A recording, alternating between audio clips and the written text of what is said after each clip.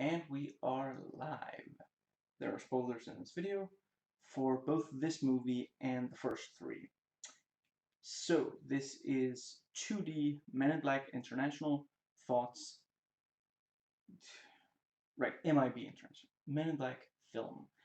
And I wanted to watch this in 3D, but 2 weeks ago, my theater removed the listings for 3D. I don't know, I guess maybe there wasn't enough interest. They do that occasionally for movies. Not after you've bought them, or at least I presume they would, refund the money or the difference between the 3D ticket and the 2D ticket. Anyway, yeah, so contains spoilers. It's a long video, but there are time codes for different sections in the description box. Now, my own film critic rating for this is 7 out of 10, and my personal rating is also a 7 out of 10. I guess I should just briefly say there's been some thunder and lightning, and I'm pretty sure while I was at the theater there was lightning relatively close, because when I came back, my oven has like a digital timer on the front of it, and it was blinking 0 when I got back. So that tells me that, lightning maybe struck somewhere nearby, and like I forget what it's called in English, but the relay, I want to say it's called, you know, switched off so that, everything doesn't fry, and, yeah, switched back on, and, yeah. So if this video stops very abruptly, maybe it's another lightning strike, or, yeah, causing another power outage. Now, a couple of off-topic things first. Rewatched The Predator. Still love that movie. Still hilarious. Awesome action. Still absolutely crazy in its writing. Absolutely love it. I don't know which weird dog I'd rather have, the lobotomized predator hound or one of those giant ants from Ant-Man 1 and 2. I also just rewatched Halloween 2018. Still terrifying and awesome. Ye Old Black Mirror was hilarious. I would watch Brennan read the phone book. More messages from CEO. Please. I guess I get what people are saying about the character models, but on the whole, I think the Avengers game trailer looks amazing. I don't know, other people were really hung up on the character models. Yeah, I think it looks great. Now, as I record this, I have not yet watched D.S. Deacon's episode on Existence Cinema. It went up after I went to the theater, and I try to do these vlogs as soon as I get home. But I really look forward to doing so. It really seems like the kind of thing that he's especially great for talking about, and it's an interesting movie. I look forward to seeing what he has to say about it. I'm not going to claim that it's perfect, but I love that movie. Anyway, so I forgot to start the timer. Huh. Let's see. Is there, does this thing say when it started? Because that would be, It says 4 minutes. That's probably, that sounds very likely, so that's what I'm going to go with. Okay, then.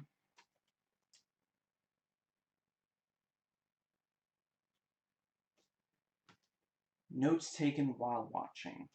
Now, I rewatched the first three over the week leading up to tonight when I watched. And yeah, for those who don't know, I got back from watching a movie not very long ago. So, just, got home, had dinner, and recording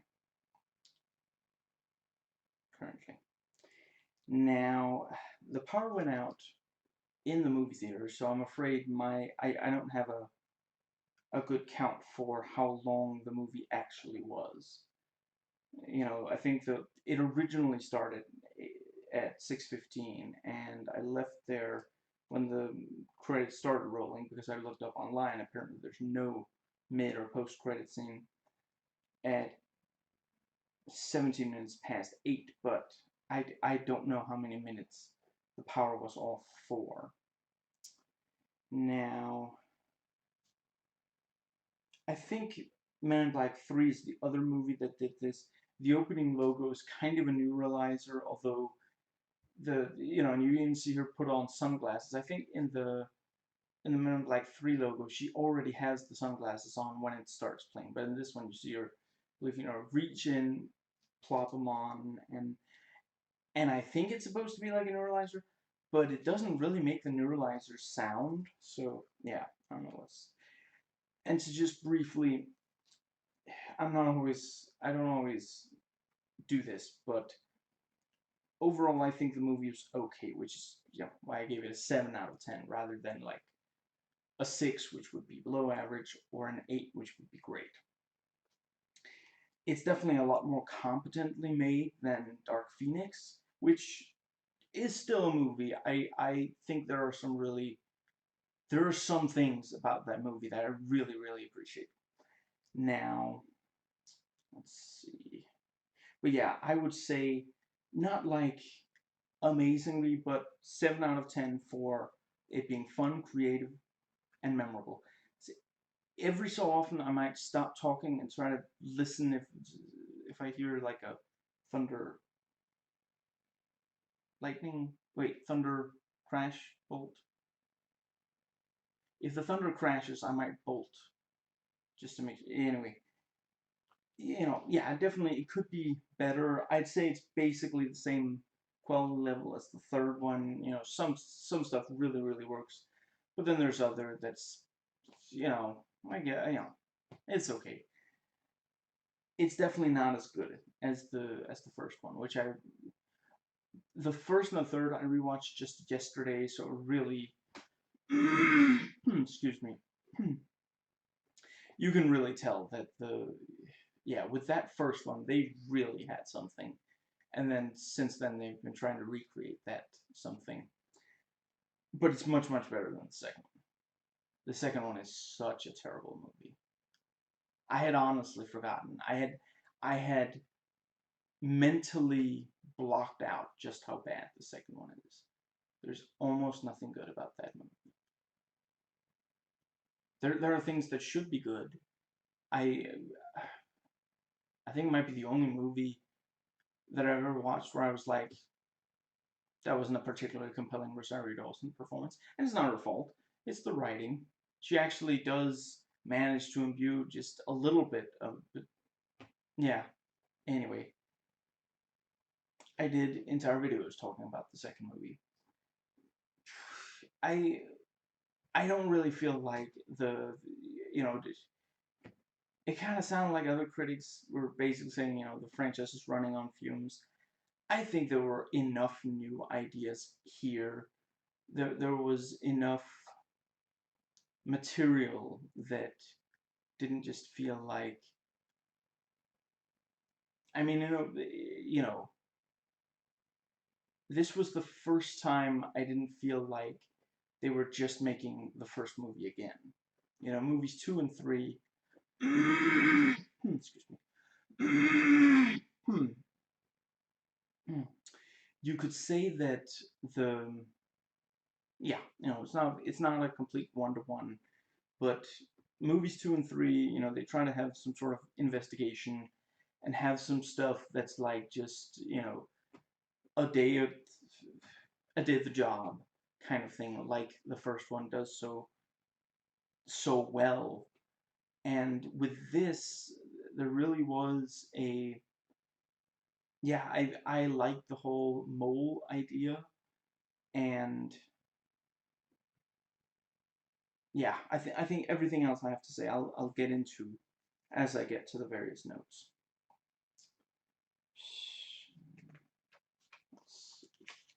The opening credits, both the text and the music, a lot like the first three.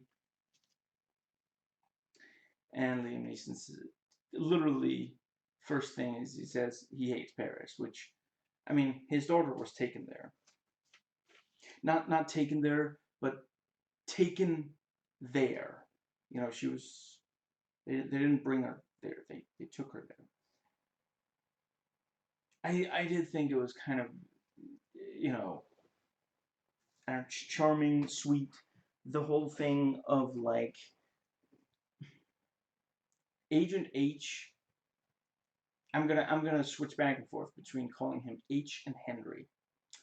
I am not gonna call what Horatio, was that what he said? I almost said Hortense, which is not that much better or worse than Horatio. Henry, I thought it was I liked the whole thing with, did she say yes, and then finish asking, and ask her on the way down.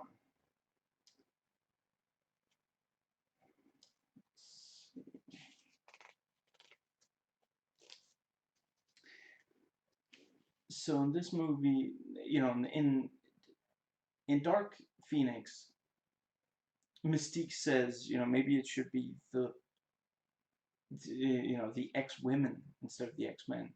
And then there's this, we have the men in black, men and the women in black, and it's like,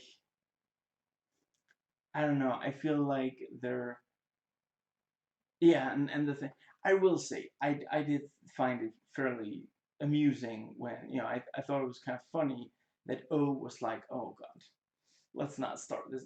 I've tried. I swear, I tried. I tried to get them to change the name, but they just won't. Let's please not reopen that discussion. Please. But I don't know, it just feels like I truly do appreciate you know, I want women to feel included, but I don't think I feel like it's like one of those jokes that like a bad raunchy comedy makes about feminists. Like what was that one from the what's it called? Sorority Boys or something, where you have the feminists saying, we shouldn't call it semester because that's like semen. We should call, was it ovester, like ovaries, or just, it's the kind of joke that people who hate feminists make to make it sound like feminists are just, to make us appear ridiculous. So I don't know. I mean, ultimately, it's possible that the joke was written by a feminist. I don't know for sure, but I do think. I mean, I will say when Chris Hemsworth is standing there saying the men and women, that was a decent, that felt like he's saying, I'm not more important or better than she is. I was actually a decent enough moment. Now, and yeah, and H goes, gets, what was it? I forget. Yeah, I think the door bursts open, so he gets pushed back, and he falls, by the elevator, and grabs onto the elevator. And he's like, "Ask her again when you get to the ground." That was, yeah, and they start firing their guns, and it cuts, and then you don't know what it is that, excuse me, for the rest, for the rest of the movie until the very end, you don't know what actually happened there, which I did think was a good. I hadn't. I don't know. Sometimes I just don't see twists coming. I mean, I had maybe a hunch that Liam Neeson was going to turn out to be evil, but I did actually believe that the Hive, the two guys were Hive, which near the end of the movie we realize they're not Hive. When they say they need the weapon for the Hive, it's not to help the Hive, it's to use on the Hive, which is a good little, because yeah, that's you know we need it for that. Can mean either of those things. And they're so used to the hive being in full control of the so yeah, that was now let's see. I agree with those that say that the two dyads were kind of unmemorable. Some of the like movement was kind of cool. The way that they would dodge bullets for yeah. And let's see. Yeah, stuff like that. And I felt like the two are they twins? Anyway, playing the dyads, I feel like they have pretty decent screen presence and like intensity, but ultimately they're not that compelling as villains, which is too bad. I don't know, they just it's like every single time the writers just kind of throw their hands in the air and it's like, I can't top the Edgar bug. I'm not even gonna try. It's yeah, I can't quite explain it. It doesn't really it seems like you would want to try to make something incredibly memorable. I think Jermaine Clement does a pretty decent job. I haven't seen him in much of anything, but yeah, anyway. So the let's see. What was the other thing that I wanted to say about so the let's see. There was the what was the thing? Right. The years at the start of the movie, it jumps back to 2016. And then it jumps to 20 years. I think it's earlier, not 20 years ago. And then we return to present day. But at the end, Agent C says, "You've saved the world twice in as many years." Does that mean that the movie is set in 2017? I mean, this movie has not been delayed, excuse me, from that. I don't know. I don't, excuse me. And if this is set in 2019, then why did it take so long for I'm afraid I've forgotten his name. Vungus, maybe? The Babydarian Prince, I want to say. Why did it take so long for him to get the weapon and get to H? That didn't really if it's been that long. If it's been yeah. Now, but yeah, 20 years earlier, and we get Tessa Thompson's backstory. Just a brief there's this I want to say Watch Mojo video called Top 10 Things MIB International did right and wrong. One thing that they said was they said one of the worst things was the character backstory, and they say that one flashback to a character's childhood does not make them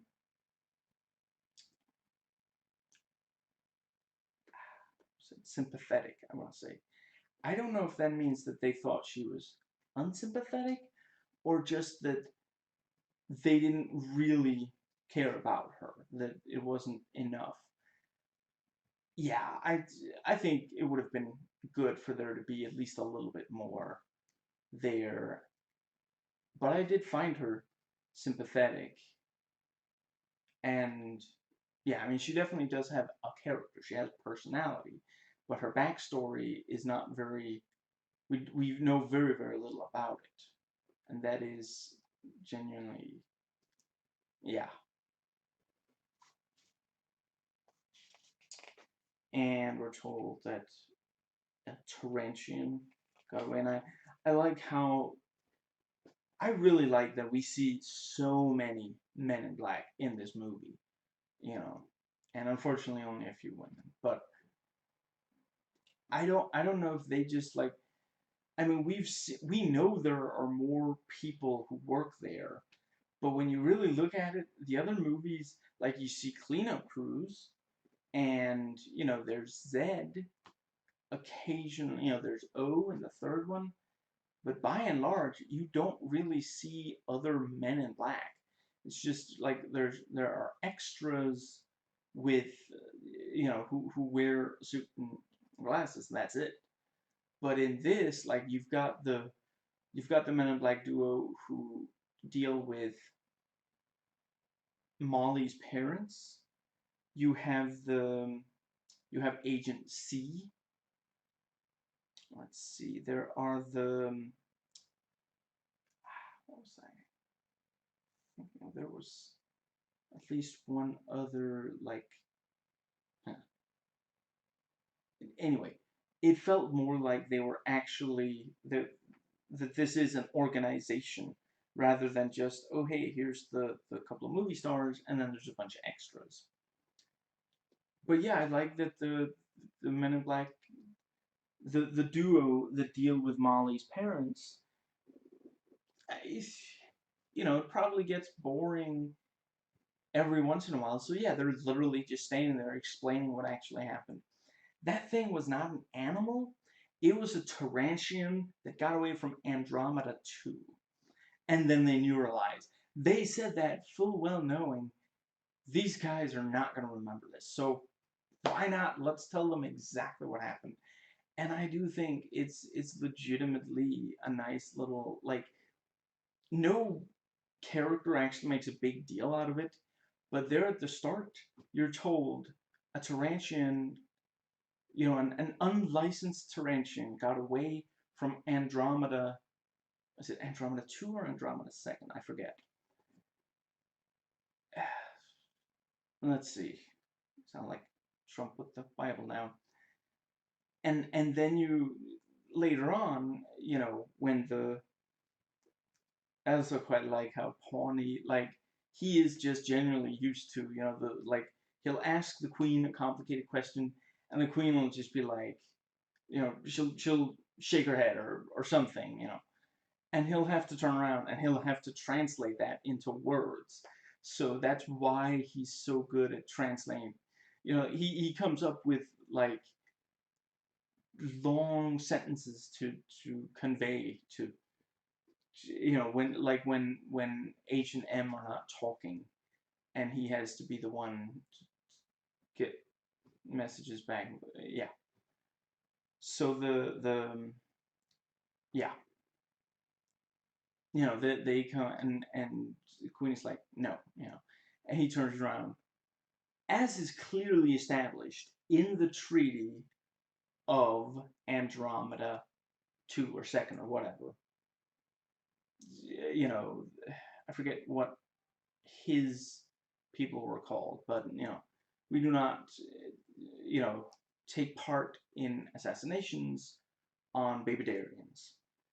And yeah, just the yeah, I mean, when you think about it, there's not even really a connection between those two, because Pawnee has nothing to do with the Tenarian. So yeah, but just this entire thing, I thought that it was, I like that little bit of world building, that there's like a thing there, you know, and it's a nice little, yeah, that tells you, okay, so these guys are on an assassination mission of some sort, and it's of a Babydarian. So when we're told, this guy's a Babydarian, we're like, oh, he's gonna die. So yeah, going to die. Sorry. Uh, and at this point, I noted that so far the movie hasn't really been funny. And let's see.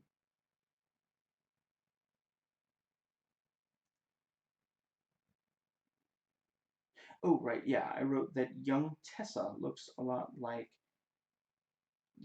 actual Tessa Thompson. And what does that say?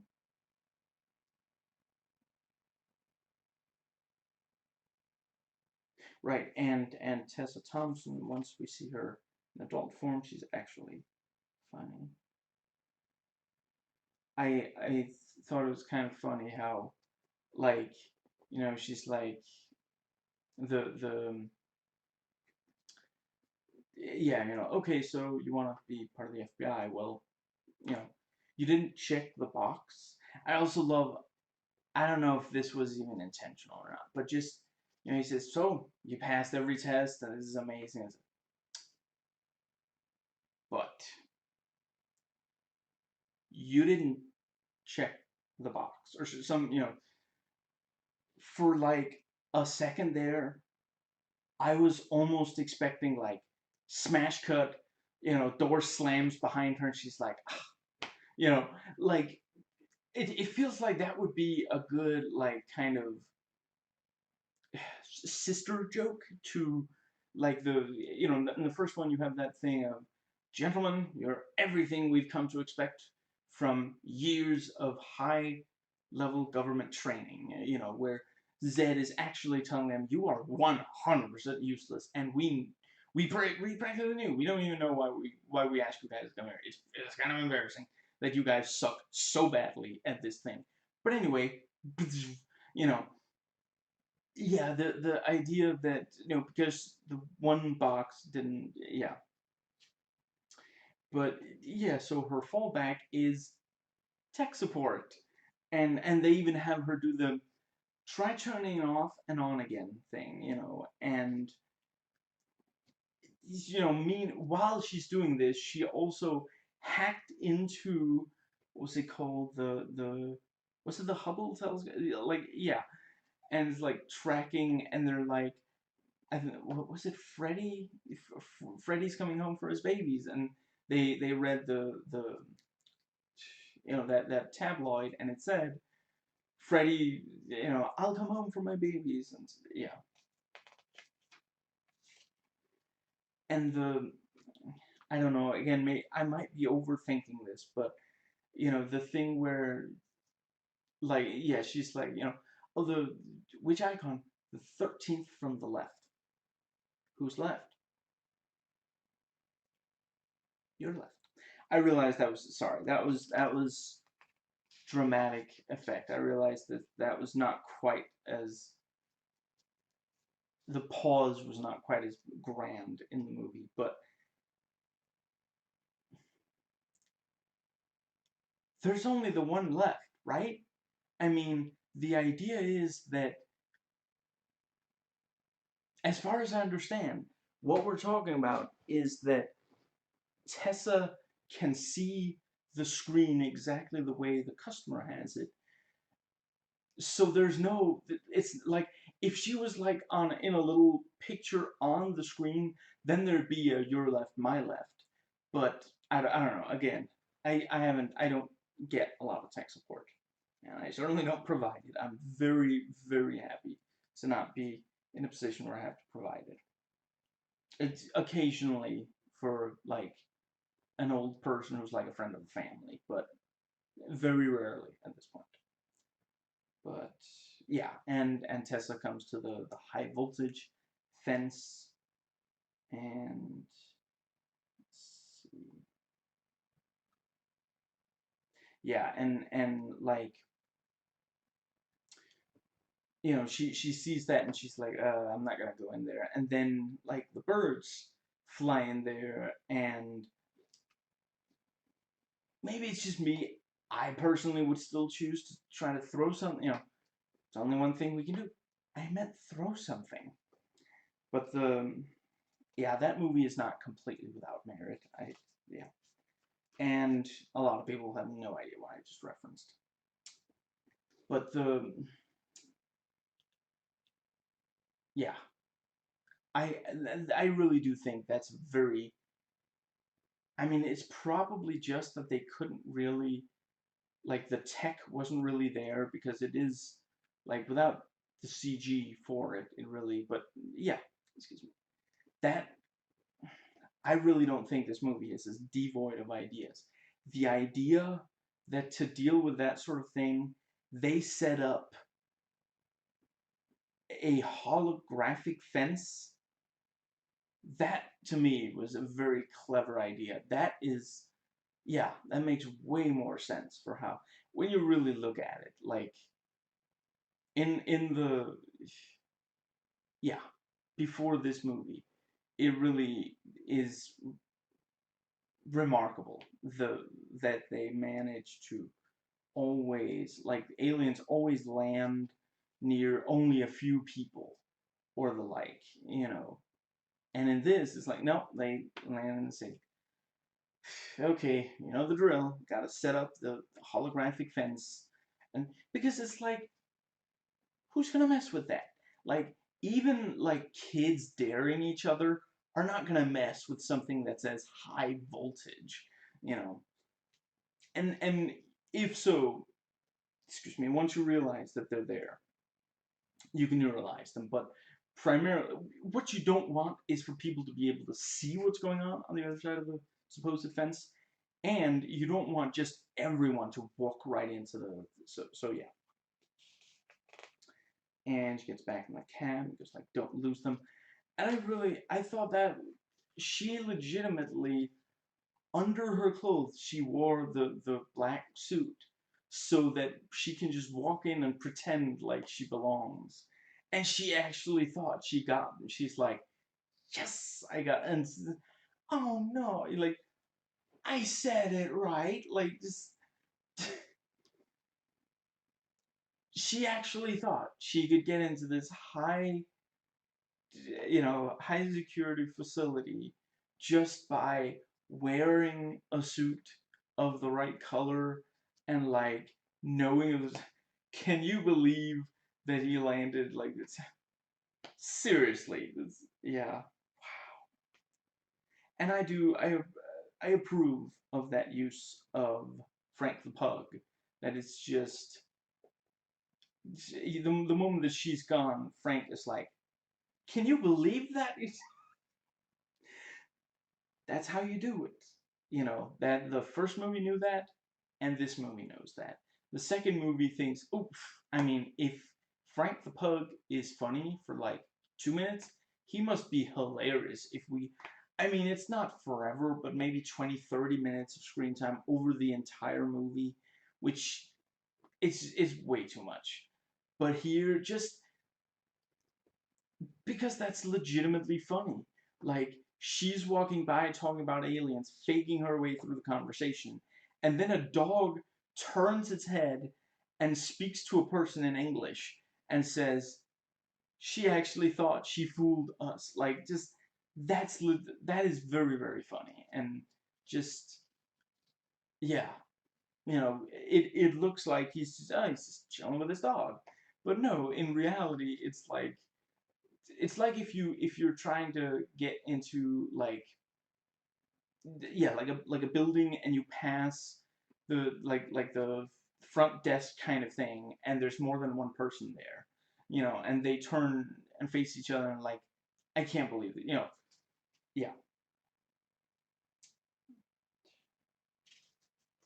yeah. I wrote, Tessa thinks she tricked them, but she didn't. You win the I'm not crazy badge. That might have been Ted over the top of an accent. And she points out, I have nothing. The wait, I have nothing that I can't walk away from. Which I also think, I don't know if I love the fact that at the start of the movie the female protagonist is like, I love nothing and I need nothing, and at the end of the movie she's like, I would like Chris Hemsworth though. I mean, I'm not saying there's anything wrong with wanting Chris Hemsworth. If I were gay, I probably would too. I'm just saying, it's like career-minded girl, and then it's like, oh, but he's so dreamy though. Just I'm not crazy about that, but I do appreciate that the and also just like literally the moment that that one of the agents is male and the other is female, that then you have like romantic tension, and she's like, I can't believe you were with this, you know, what is it they call her? Whatever. I can't believe you were with Riza, and yeah, just yeah. Anyway, the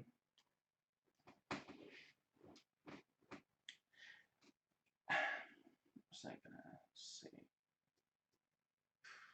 But with that said, the idea. I mean, yeah, it's not the first time the idea has been brought up that maybe sometimes agents fall in love with other agents.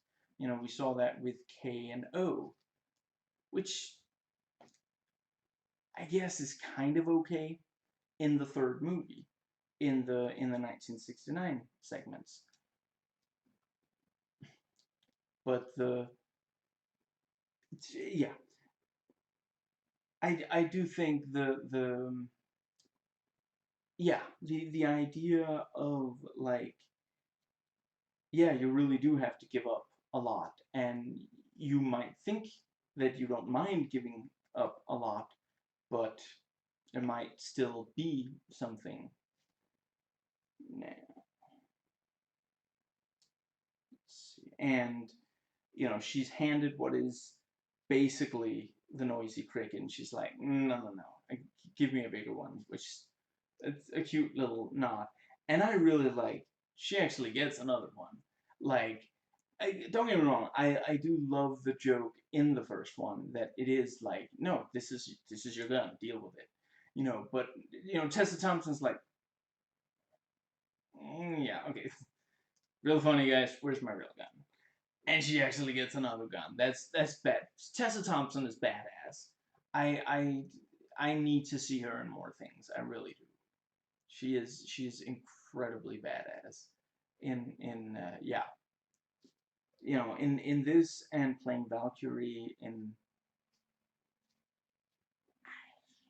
yeah, when she plays Valkyrie. I'm not gonna go into any more detail on that. Just yeah. Let's see. Yeah, and we're told she's only on a probationary period.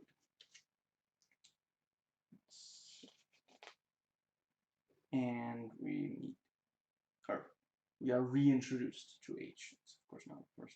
We already met him, but he's in a fight, and there's some shots fired. And there's the thing of the antidote. And I that was legitimately, like, when he like, I like the way they use that snake. I'm not saying it's like some huge complicated, but you keep thinking that that's the last you've seen of the snake. It's like, oh, is that? Oh, it's got 3 heads. It is now 3 times as good as it started. That is amazing. And he's like, oh, see, got another card. There you go. And then like it attacks him and like bites him, and he's like, oh my god. But he throws he throws up the snake. I don't know why he ate it in the first place, but whatever. And it like lands on this like sharp thing, and and the guy's like, I am so happy to see you die. Like, he's essentially Bond villain monologuing, like, for you see, Agent H, all along, and then the snake hits him, and he's like, ah, and his wife has got the antidote, and then H is like, I'll do anything for the antidote, and it's just anything, and smash cut, and they had sex. I thought it was kind of funny. It's kind of an obvious joke, but yeah.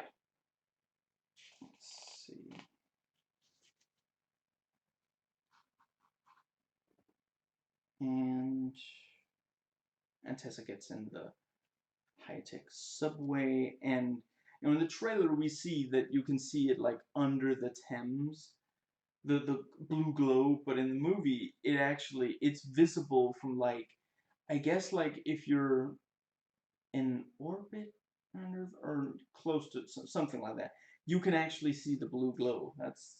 Yeah, that's cool. And and Molly goes to new agent orientation, and they do some kind of, you know gotta have some more jokes about aliens in hiding. Let's see. In the first one, you had Sylvester Stallone among others. In the second one, you had Michael Jackson among others, who actually gets several lines. Let's see. In the third one, I want to say Lady Gaga is there, and now it's Ariana Grande.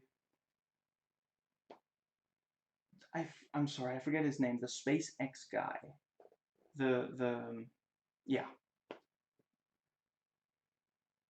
and Donald Glover, and I mean, I'm not gonna lie, the idea that like there's this he as Childish Gambino in the This Is America video, there's this bit where he does this crazy smile, and it's like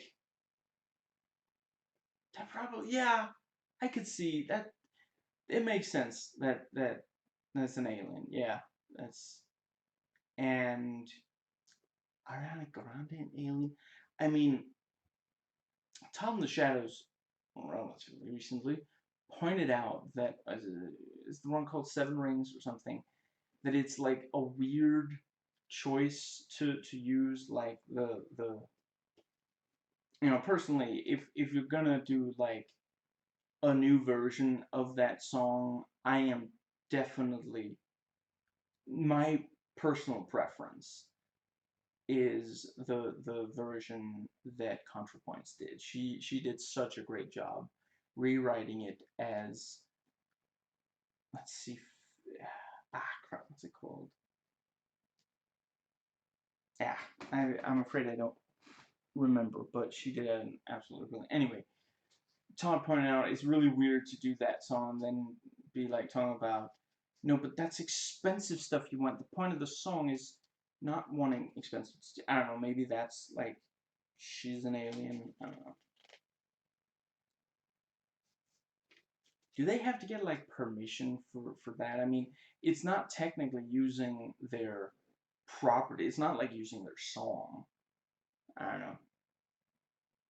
I wonder if the three of them think that it's flattering or insulting to be called aliens. It would explain a lot if Elon Musk was actually an alien. That yeah. Now, and I like how she's like, oh, that thing's so cute, and it's like this thing, and it's almost like, nerd, don't touch that, and she touches it and just falls apart into like, it reminded me kind of like Gremlins, only instead of getting Gizmo wet. Yeah,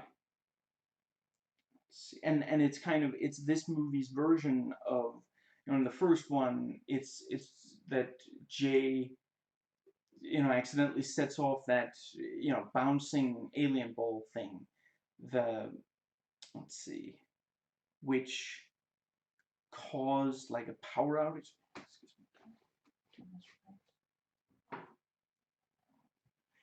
And then in the second one, it's the K, like saying, "Oh, what's this thing?" And it's like this like ball of water, and he sticks his finger down the water, and then you see like this place, and one is, all is lost, and that's apparently like Barry Sonnenfeld's own voice, which is, I think he makes really great cameos in the movies he directs. I think he did great in the Addams Family ones as well. Talk about how like it's like Joel's dad. I want to say, and he's like, "You're always doing. Can we just leave him alone, please?" It's just yeah, he's really funny. Anyway, yeah, I thought that was a good. It didn't feel like they were just doing that same thing, and I didn't see it coming. I did not expect anything unusual to happen when she touched that. And the first time you watch the first movie, you don't expect that thing to go flying. It's just like, just kind of, pokes it briefly. And yeah, it's that's one of the things that works so well about the first movie. Just every so often, it will just detour into this insane alien world hiding just underneath the surface of the real world. That really is, like with, oh man, Reggie's all the way out here, and he's, calmly, I need to see your other license registration. Reggie, why are you here? Well, it's my wife, and the camera pans over.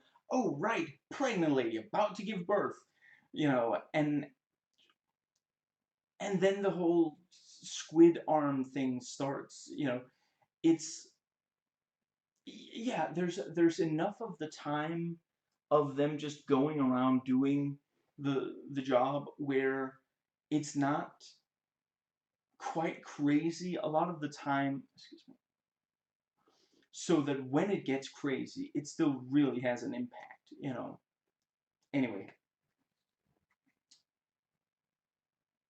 and we see that this fuse has blown, and excuse me, the hive, excuse me, the two, I guess I should call them the dyads, since they're not technically hive. The hive is, they're at the start of the movie, although we don't see it, and then they're at the end of the movie, posing as T. Yeah, right. The dyads blow these fuses. Clearly, they're causing some kind of electrical interference or something, and they melt this dude, and they start posing as him. I really appreciate that. Yeah, him melting. That's like the. It's somewhat like the death of the real Edgar in the first movie. And yes, I do prefer pronouncing it like that. I really, I'm afraid I don't remember the actress's name, but I really love her performance in the first movie. In other stuff I've seen her in, but yeah, and yeah, and when you see Edgar's skin, and it's like this suit, like you pop the balloon, and there's just that's genuinely horrifying, and seeing this dude melt is genuinely horrifying. I really appreciate that there's something like at the end of the day, I mean, these are PG-13 movies. These are not children's movies, so you can do things that that first movie. One of the first things you see is Kay shooting the Mikey, who's who explodes into blue goop, and he was about to eat that one guy, or at least attack that one guy. you know, this is not a world that is entirely like there's some really horrifying thing in the MIB world, and I appreciate that this does. I guess really all four movies have at least something like that. Now, yeah, and I noted how the dyads give off electrical interference, and yeah, we're told that the Jababians will not be killed by the Queen. And you have that one alien who slows down, rewinds Agent H, and then yeah, it's the dude with I just got it.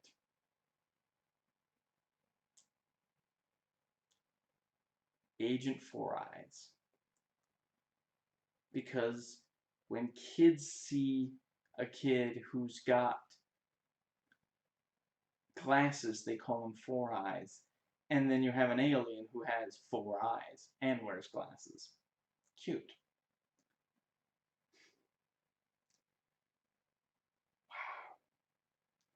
But yeah, he's like, gotta stop doing that. Again, I don't blame her for doing that. Although it probably isn't, like, I don't know if it's just him, or if how much she is controlling the time of, but like, if she does that to him a lot, he's gonna be like late for work. Just, yeah, maybe that's his excuse. And yeah, we're told about Lungus, the Jababian prince, and how H has to take care of him. And I think this movie has some great improvisation. I really enjoyed the improvisation when, like, High T has just, yeah, he said some positive words about H, and then he moves on, and then C is like trying to tear down H, and H is like being, kind of, it's actually, that was legitimate, like, you know, good boy. I believe he's a good man, and just, be a good little puppy for. You'd like a puppy, wouldn't you?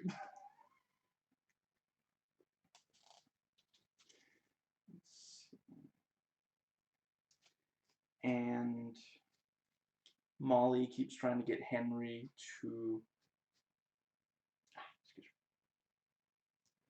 keeps trying to get Henry to accept her assistance with the prince, which at this point she knows that H is like basically a legend, so she wants to work with him to do to be where the action is, I guess, basically. Yeah. I'm not gonna lie. When they were around the time they encountered Pawnee, I suddenly realized I don't actually remember exactly why they're here. What was it that led? I guess the poison dart came from there, maybe, because the Dedadians. Wait, what was my name? Was it? I'm gonna call them the Hive. The Hive twins. When I say Hive twins, I mean the two that we see in a lot of movies. They stole the poison dart after killing Pawnee's people. Yeah, yeah. I think that's. But yeah, and Henry keeps turning her down. I thought it was kind of funny how she walks up and she's like, and she like, excuse me, and then she just drops the thing in front of him. So it's like, oh, I'm sorry, just had to make enough noise to wake him. Just, yeah, and he's like, oh, just meditating. Well, you snore when you meditate, and she walks off, and then he does say yes. And yeah, we see she's very eager to impress. And I noted at this point that it's better than Dark Phoenix so far. And I would say, on the whole, I will admit that Dark Phoenix goes for some more complex ideas, and I really wish that it worked out better. But yeah, let's see.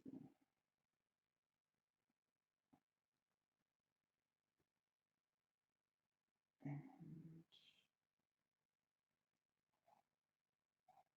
yeah, and he's like, oh, we don't want to announce that we're Men in Black, and she's like, you know what? Can I just quickly?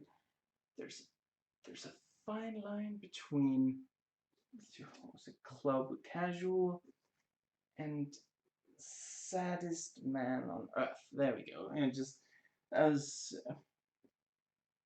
don't know why I gave her a British accent, because I'm used to her having a British accent. That's why.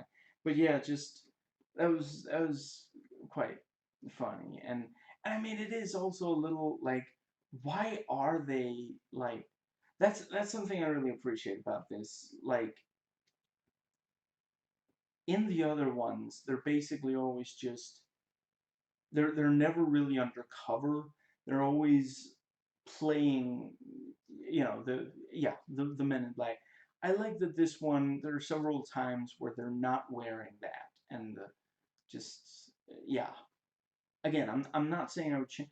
I definitely wouldn't change it about the first movie. I really love the way they do it in the first movie, but yeah, and that is, of course, that is part of the appeal. Is here these, two guys who walk around in black suits, and the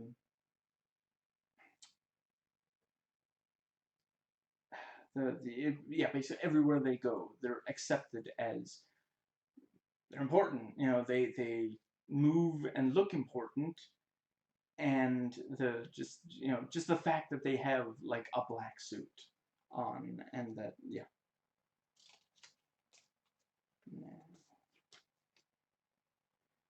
But yeah, M said that she knows all about Jababy culture, so H is trying to embarrass her,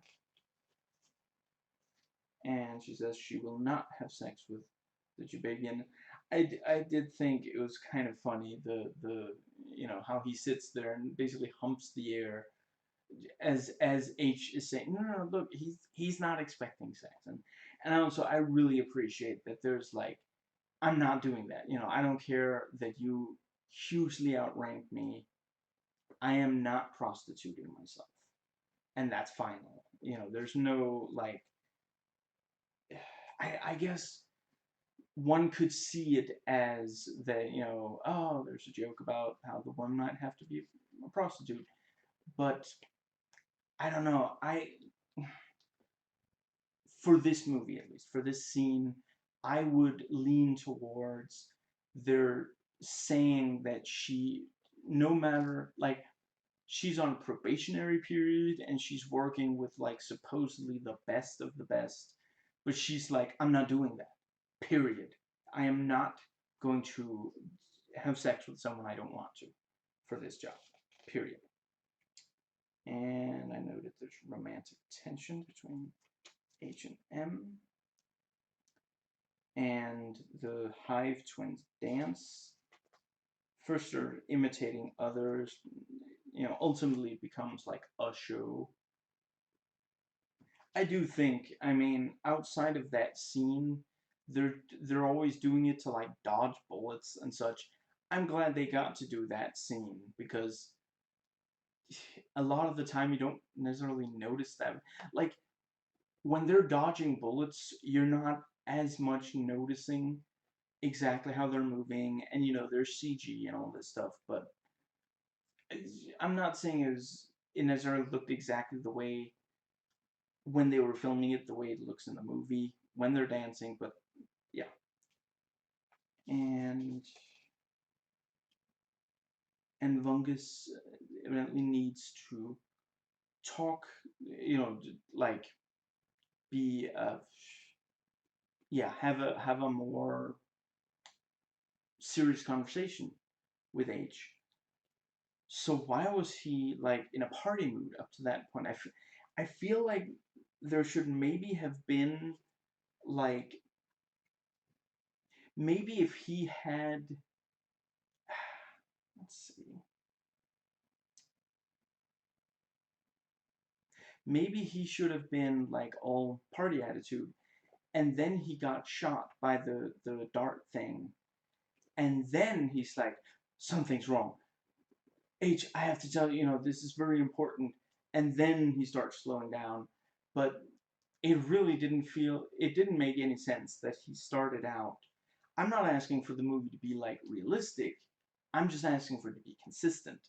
And I did not see any reason for him to start out with like a party attitude if he was worried about, like, why didn't he go straight to business if that was what he really, yeah, it didn't seem like there was any reason to. And I appreciate like the yeah, the poison dart the Hive twins use is like one of the bullets from that gun in the movie Runaway. That's really really cool. And I realize I'm now jumping a little back, but H 12 o'clock. That's right. The night is young. And let's see. Yeah, and the Hive twins. Excuse me. Blow up the car, and then like H and M are not on the same page. So one of them is saying hands palms down, and the other is saying hands up. And at first, like the Hive twins kind of like they start to do one, and then they kind of look at each other like, what? And then both H and M are like, you know what? I'm gonna throw the other one a bone because I'm not perfect. Maybe I'm wrong. Maybe it should be the other way. And then they both switch, so they end up still saying two different things. It's just, and then finally they agree, and then they're like, you know what? Maybe next time we should have that down. We should know which of the yeah maybe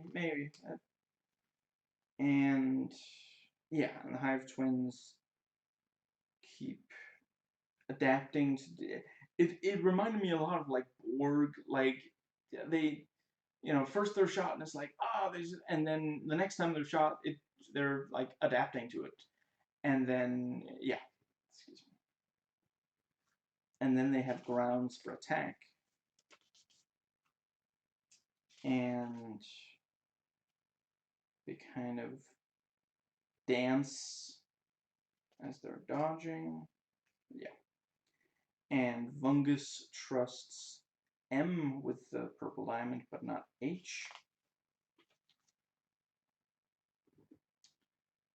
And let's see.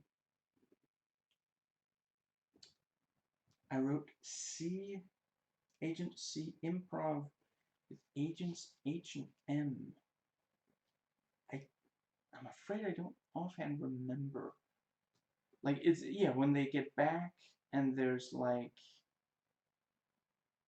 maybe the part I noted about is when like at first it's just Agent C and Agent M are working together and looking at they got one thing and they're analyzing it, and then H walks up and he's like, well, T told me that I should just take care of everything, so I'm just yoink here, your evidence, and and let's see. Yeah, and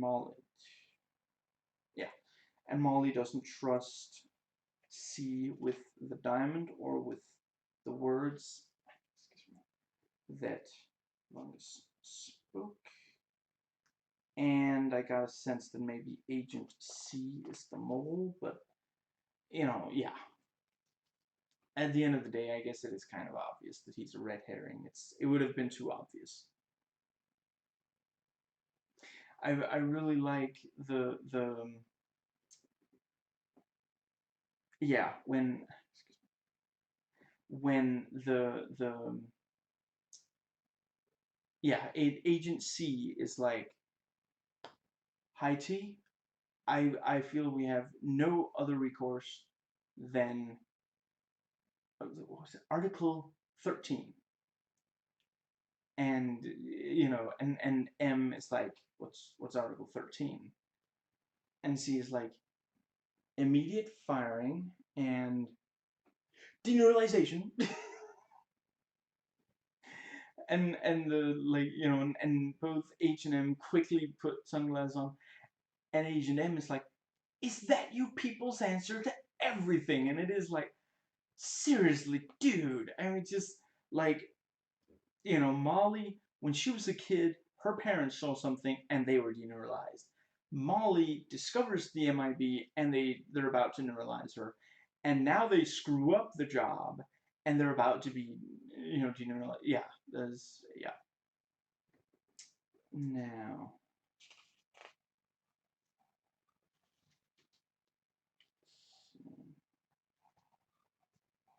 Now, in this scene, it does kind of look like T is willing to let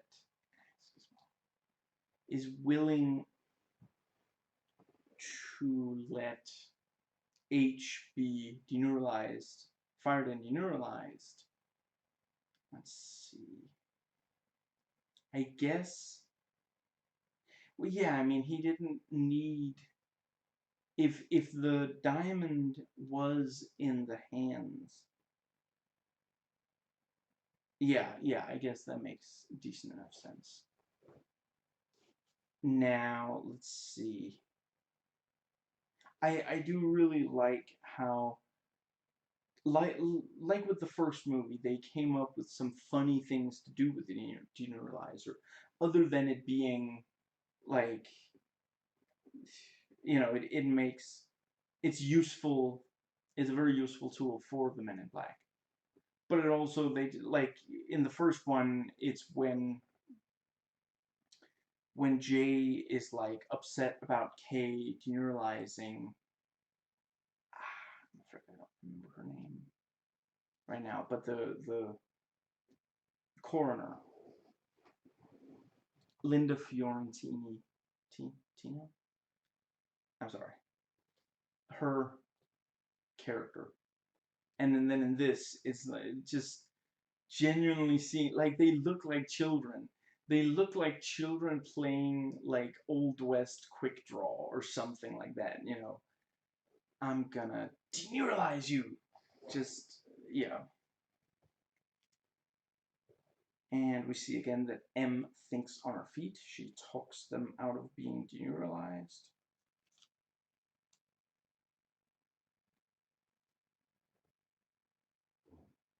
Wait, neuralized. And the deneuralizer is the one in the second movie that makes no sense.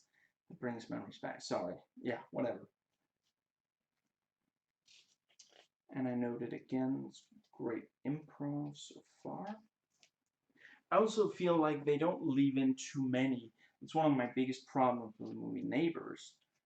They just left in way too much of the improv. And it really kills the flow of the movie.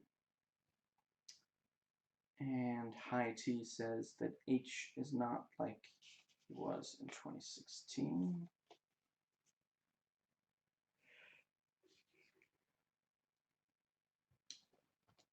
And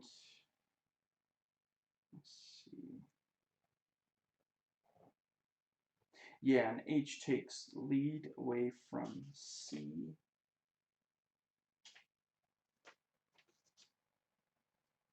Yeah, that's right. That's where he finds out that it's that gas. That was really, really funny. Like, they were like analyzing they plopped in like a computer thing. He just takes it out and is like, okay, so let's find out what it is. And he just opens it. Whoa! And she's like, that was used to kill like an alien. So maybe don't use it recreationally. Just that's really quite funny. The just, yeah. Let's see.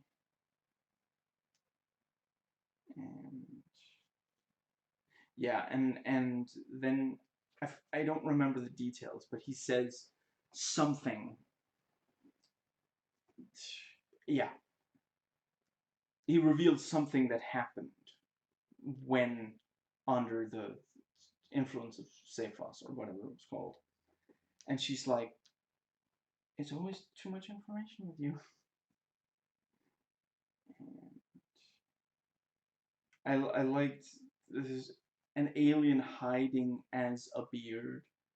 And again, I probably should have seen it coming, but I didn't realize that the beard was hiding in the water bottle. I realized he wasn't wearing the beard when he let him use the bike, but I didn't. Yeah, and they briefly talk about how does interspecies sex work, and H is jealous, which is also just, I mean, do we really have to? It's 2019. Do we really still have to have that excuse me, the female main character is jealous of the male main character because of some other woman or something in his past? Are we really not past this? Come on, people.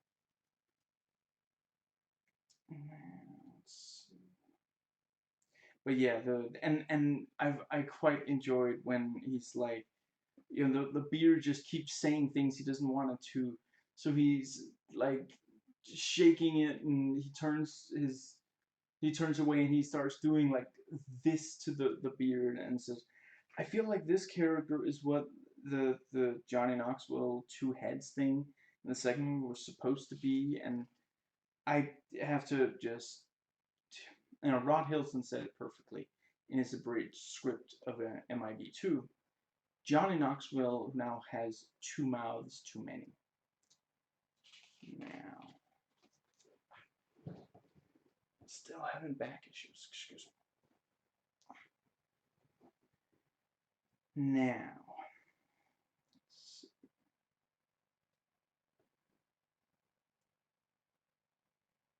and C finds out about the diamond, and I forget if we, yeah, I think, yeah, this other guy says, you better tell High T, and he's like, I will, and then it's like, you know, is he actually going to? Let's see.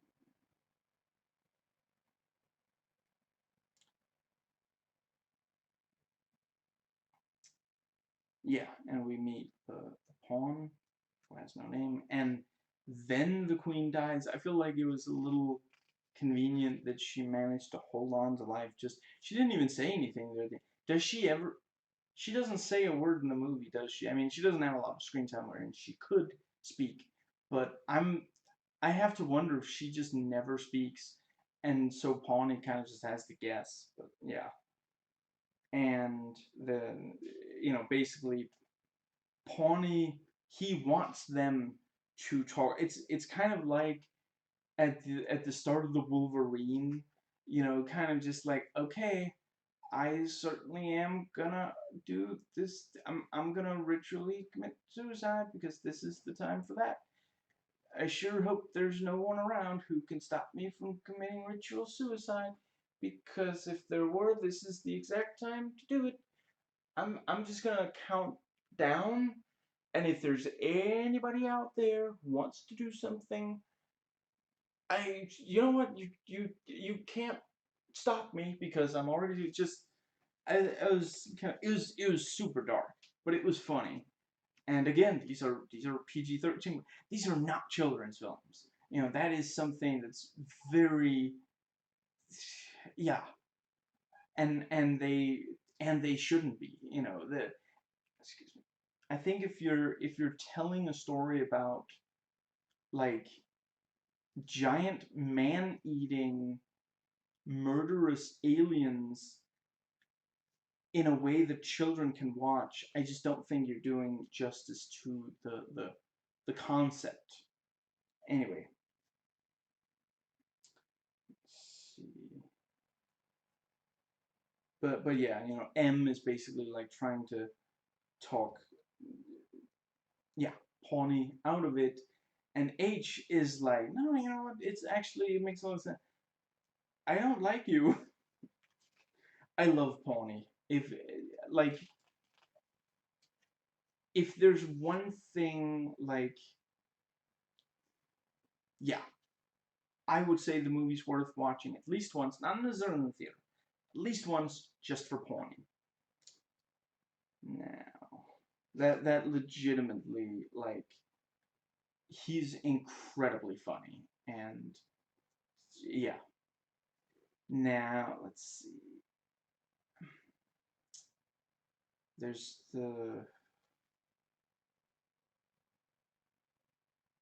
Yeah, and I like the whole thing of like, what's your name? Oh, I don't have an, I'm just a pawn. I'm completely insignificant. And she's like, how about Pawnee? Just, yeah, that's quite fun. And just the idea, like, I've seen other stuff where, like, the movie Valhalla, based on the comic strip of the same, sorry, the comics of the same name, based on the Norse mythology, also has a chess board with living pieces who clearly feel and think. But this movie actually has, like, I guess, yeah, for 2/3 of this movie,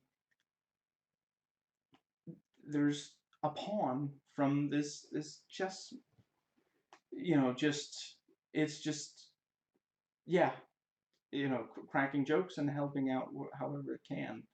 Just, that's, yeah.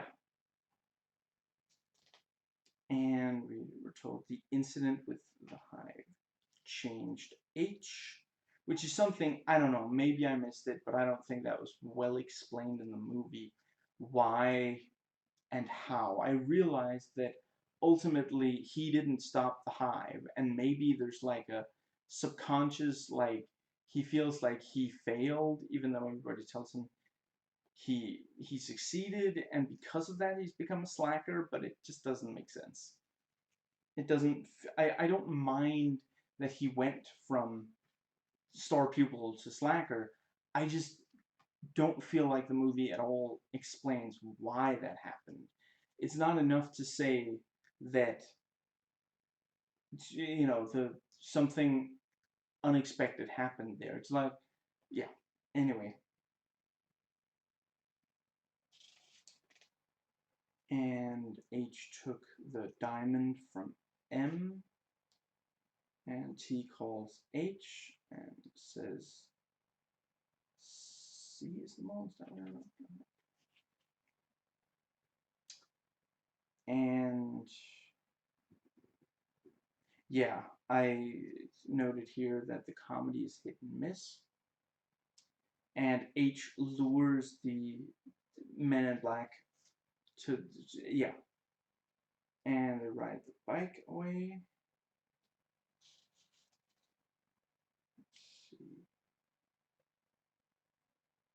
And in this part, the Hive twins kind of look like they belong in a Prince of Persia video game, which I think works.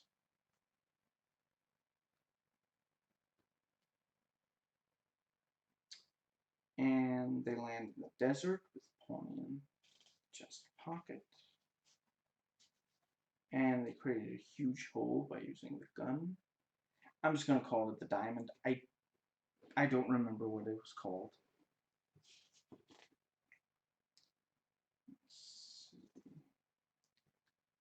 Huh. Let's see. Oh yeah, huge hole in the desert. That's what it says. Yeah. And C confronts high T. Excuse me. And then, we call him hairball in the water, and she's like, I thought it tasted like hair. And the hair thing is like, Ritsuko will pay a fortune for this. I really, really, if I could, if I had like the last copy of the movie that was ever going to exist, and some terrible thing happened that meant that I could only keep one scene intact, it would definitely be when they're working on the bike and Pawnee is translating what they're saying back and forth. I laughed my ass off. That was so funny.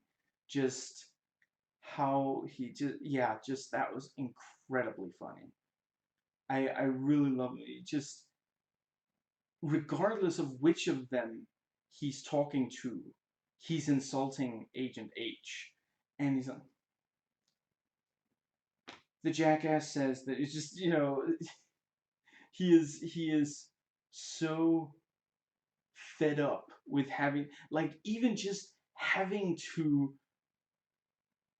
convey the message that H wants to convey to M is like, I can't believe it. Okay, you know what? I've sworn to the Queen. I'm gonna just, yeah. And also, he kind of reminded me of those guys in the subway locker in the second movie, but much less obnoxious. Actually, not obnoxious at all. Let's see. Yeah, there was one brief. Let me think. What was it that? Yeah, I'm afraid I don't remember the lines, but there was one bit where I was, yeah, it was incredibly funny. I think all three of them play well off each other.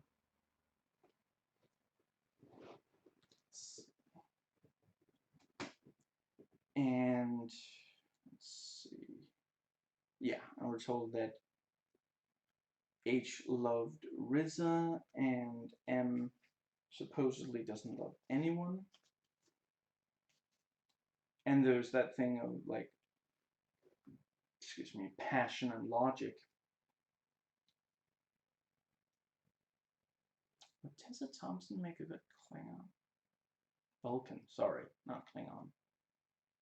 She'd make a badass Klingon, but yeah, I think she could play Vulcan. Let's see.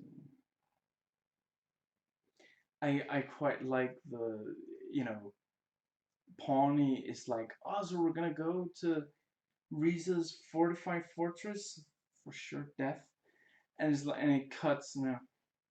Riza's fortified fortress of for sure death. Just no, that he's not like, most of the time Pawnee is like adding a lot of words that don't strictly need to be there. He describes a lot. But in this particular case, no, that's what it's called. She specifically paid for the extra ad space. It's called of for sure death. Just, yeah. Now, I had read some user reviews that said that Rebecca Ferguson maybe shouldn't be cast as that alien. I don't quite know. Excuse me. Maybe it's not. Maybe she wasn't the right choice to play Riza. I'm not. Yeah, what I wrote was maybe she's miscast. Maybe it's kind of a weird performance. I mean, it's not like, maybe it's supposed to be like the Egger suit, or yeah, Egger bug of the movie. You know, she moves and talks kind of weird, but I I haven't seen her in very much. I've really only seen her in the Mission Impossible movies, I think. But where in that she's very reserved and dignified, in this she's almost kind of hammy. Like, if I didn't know that that was Rebecca Ferguson and I just saw the performance, I don't know that I would have realized it was her. It's possible that I wouldn't have recognized her at all if I didn't know, if I didn't read that, and I think it was also on the Wikipedia. But yeah, I saw that there was gonna be, she was gonna appear in the movie. I didn't recognize her in the trailers. I think it might have been a mistake to show the fight between Tessa and Riza in the trailers, because the moment that you met Riza in the movie, it's like, oh, okay, so Tessa and her are gonna fight. So that I don't think that was a good call. Even if it was like, it's a good thing to show in a trailer. Look, we have a weird alien that has more than two arms. But yeah, I don't know. I'm not sure. I'm not really good enough to tell if Rebecca Ferguson was really having fun, or if it was just really uncomfortable, or what exactly. I hope she had fun. does look like, certainly if she does usually play more reserved characters, then it must have been kind of a nice change of pace. And H talks to Riza while M sneaks in, but she can hear him. And there's that bit where, like, she says, "You know what? I'm just gonna, I think she said, I wish I didn't have to hear this part." And H is like, "Shut up." And Riza's like, "What?" That was legitimately a little funny. That was like, it's just, and then he's like, I'm I'm talking to my heart, which is like a voice in my ear, just as I don't know. It wasn't that good, but it was a little funny. It was, yeah. And yeah, just it's a real, being a double agent sucks, doesn't it? Let's see. And turn off the security. Let's see. Excuse me. And M fights Riza, and H fights the blue guy. I'm sorry, I neither remember his name nor his race. So yeah, I did think that was, I liked how, like, Pawnee is like, okay, yes, time to do my mission, and then immediately it's like, oh, that was real, like, he gets out the little. It's like, oh no, it's like a pet for you. It's, she puts it down, and that was also like, the next time you get like, you know, so get me something like this. Make sure it's not the same day as I get the access to the most powerful weapon in the universe. And you could, you can make an argument. Does she really only sends two guys with H, and he just knocks them in the water, and I guess they can't swim because they don't actually, like, yeah, that was, it's a typical action movie thing that they don't send enough security, but even so, it was pretty ridiculous. And it wouldn't actually have been difficult. Like, just like right before he throws them in the water, like, have him tie their ties together and then, like, hit both of them really, yeah, grab their heads, knock them into each other, and then, like, show the face and show that they're, like, dazed, and, then he pushes them in, so when we don't see them again, we assume they were so out of it, and because of being tied together, they drowned. I'll grant that that's dark, but I mean, we don't see them again, so I guess they did drown. They don't, like, show up and they're, like, dripping wet afterwards. No, we never see them again. So, I mean, for all we know, these aliens have the same weakness as the aliens from Signs. Let's see. Yeah. Pawnee is like, time to get to work, and he perfectly cuts, like, exactly his shape, hole in the glass, and, like, out with that, and he steps out, and then it just crashes by him. That was really funny. And Thor, you know, yeah, he actually, he grabs, like, a miniature version of Mjolnir and throws it, and the other guy just catches it, and he's like, oh, that was a really good catch. That was legitimately kind of like, he's lying there on the ground, and he has to get a weapon, and he looks up and he notices this hammer, and so first he just reaches out for it, and we're used to, it's Chris Hemsworth, of course the Mjolnir's gonna come to his, but no, he has to reach all the way, and he throws it, and no one can catch me. Oh wait, never mind. Just, yeah, and we have the flashback. I don't know. Is it just me? I don't feel like we needed the full flashback. Just the moment that, I forget who it was, I think it might have been Riza who said, you know, he's a Tarantian something, and then Tessa's like Tarantian. At that moment, I was like, oh right, from the beginning. I didn't need to see the exact well.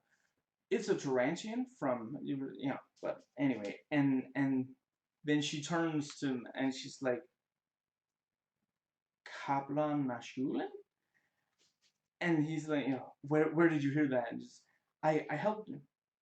Molly, it's just that's crazy, and it's one like they say the universe has a way of putting you exactly where you need to be, and it's just and there's like, so what does Kabla Nashulin mean anyway? It means one day for you I will kill in a most gruesome and painful manner, and then Riz is like, oh no. That's yeah, and then like yeah, and then he goes from aiming the big gun, yeah, he aims it at Riza instead, and then like a scene or two later, Pawnee is like, Gavlan Nashkulin, it was worth a shot. It's like Homer yelling Jumanji. Yeah, and now H knows that so Molly, Horatio, no, Henry. I'm Steve. I thought you said that pawns don't have names. I don't. I just felt left out. And somewhere Agent Pink is shaking his head, just frustrated that they keep giving up their secret identities.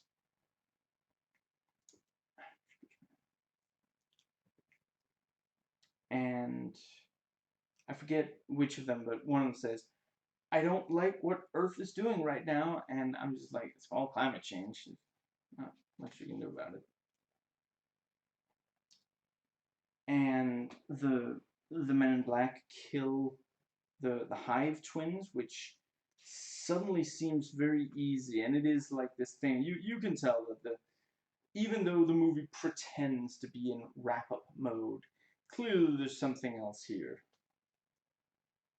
And M gives High T the diamond, and High T said something that makes both H and M realize that something is up. And let's see.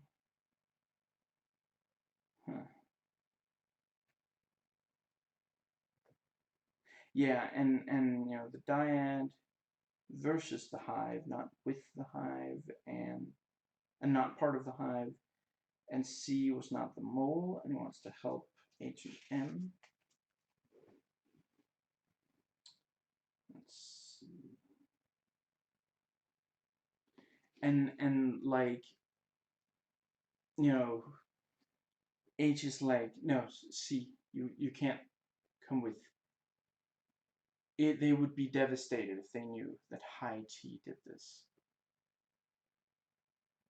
You can tell them. Yeah, I think he says like, if fails or something, you can tell them that I did this because he's the hero that MIB London deserves, but not the one it needs right now, I guess. And let's see.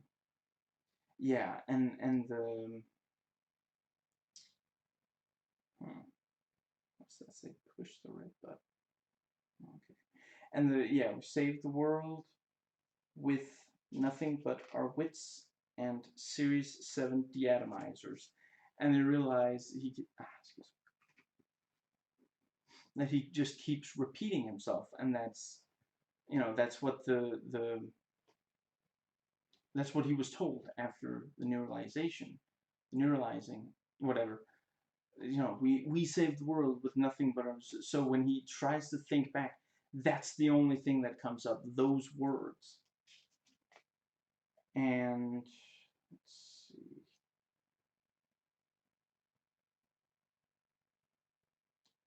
Yeah, and it's like yeah, M directly asks, how do we stop the hive?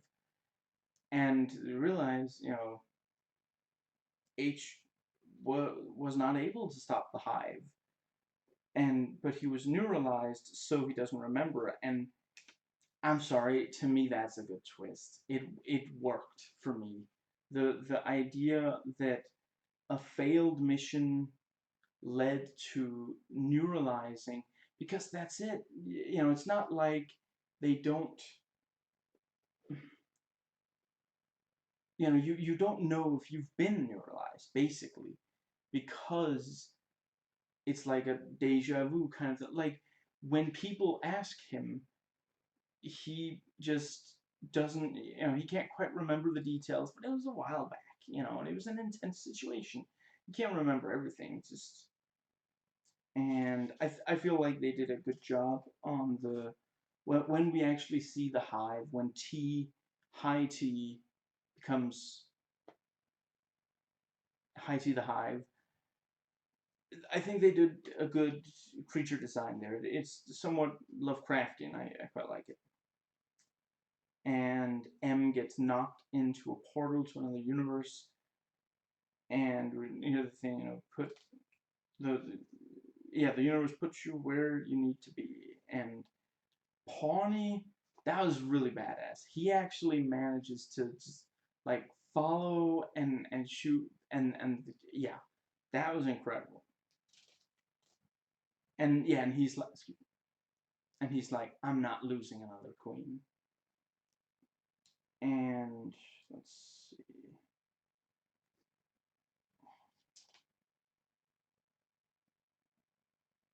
Yeah, and they shoot into the portal, killing the hive. I quite like when they meet O, and she's like, so dude, it went according to plan, and he's like, let's be honest, some things went wrong, and she's like, let's not be honest. And even Agent C supports H for leader of London. And M got her neuralizer, but it's also told she has to go to New York while H stays in London.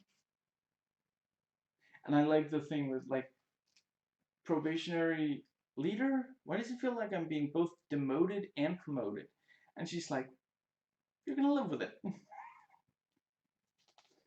she is really really good in these movies. And let's see. Yeah, and like Pawnee is like, you've got 0% chance surviving there, and Molly is like, I did not say that. And he said, she said slim to nil. I rounded it down to nil. Or slim to none. Around, yeah, something like that. And the thing with like, so the red button is, oh yeah, you know what? The red button's right here, and then like if Pawnee is standing like here, then it, like locked into the thing. I still don't like you. Now, let's see. But yeah, here I noted, why did H change? Maybe he felt like the hive event, there was something wrong there, but I really feel like that needed to be explained better because we've never heard of this before. This is the first time in a Men in Black movie where we're told that someone became a less professional person on account of being neuralized. The coroner in the first movie, she's neuralized several times over the course of the movie. It never affects her being professional. Excuse me. Now, let's see. Yes, so that takes us to the next section, entitled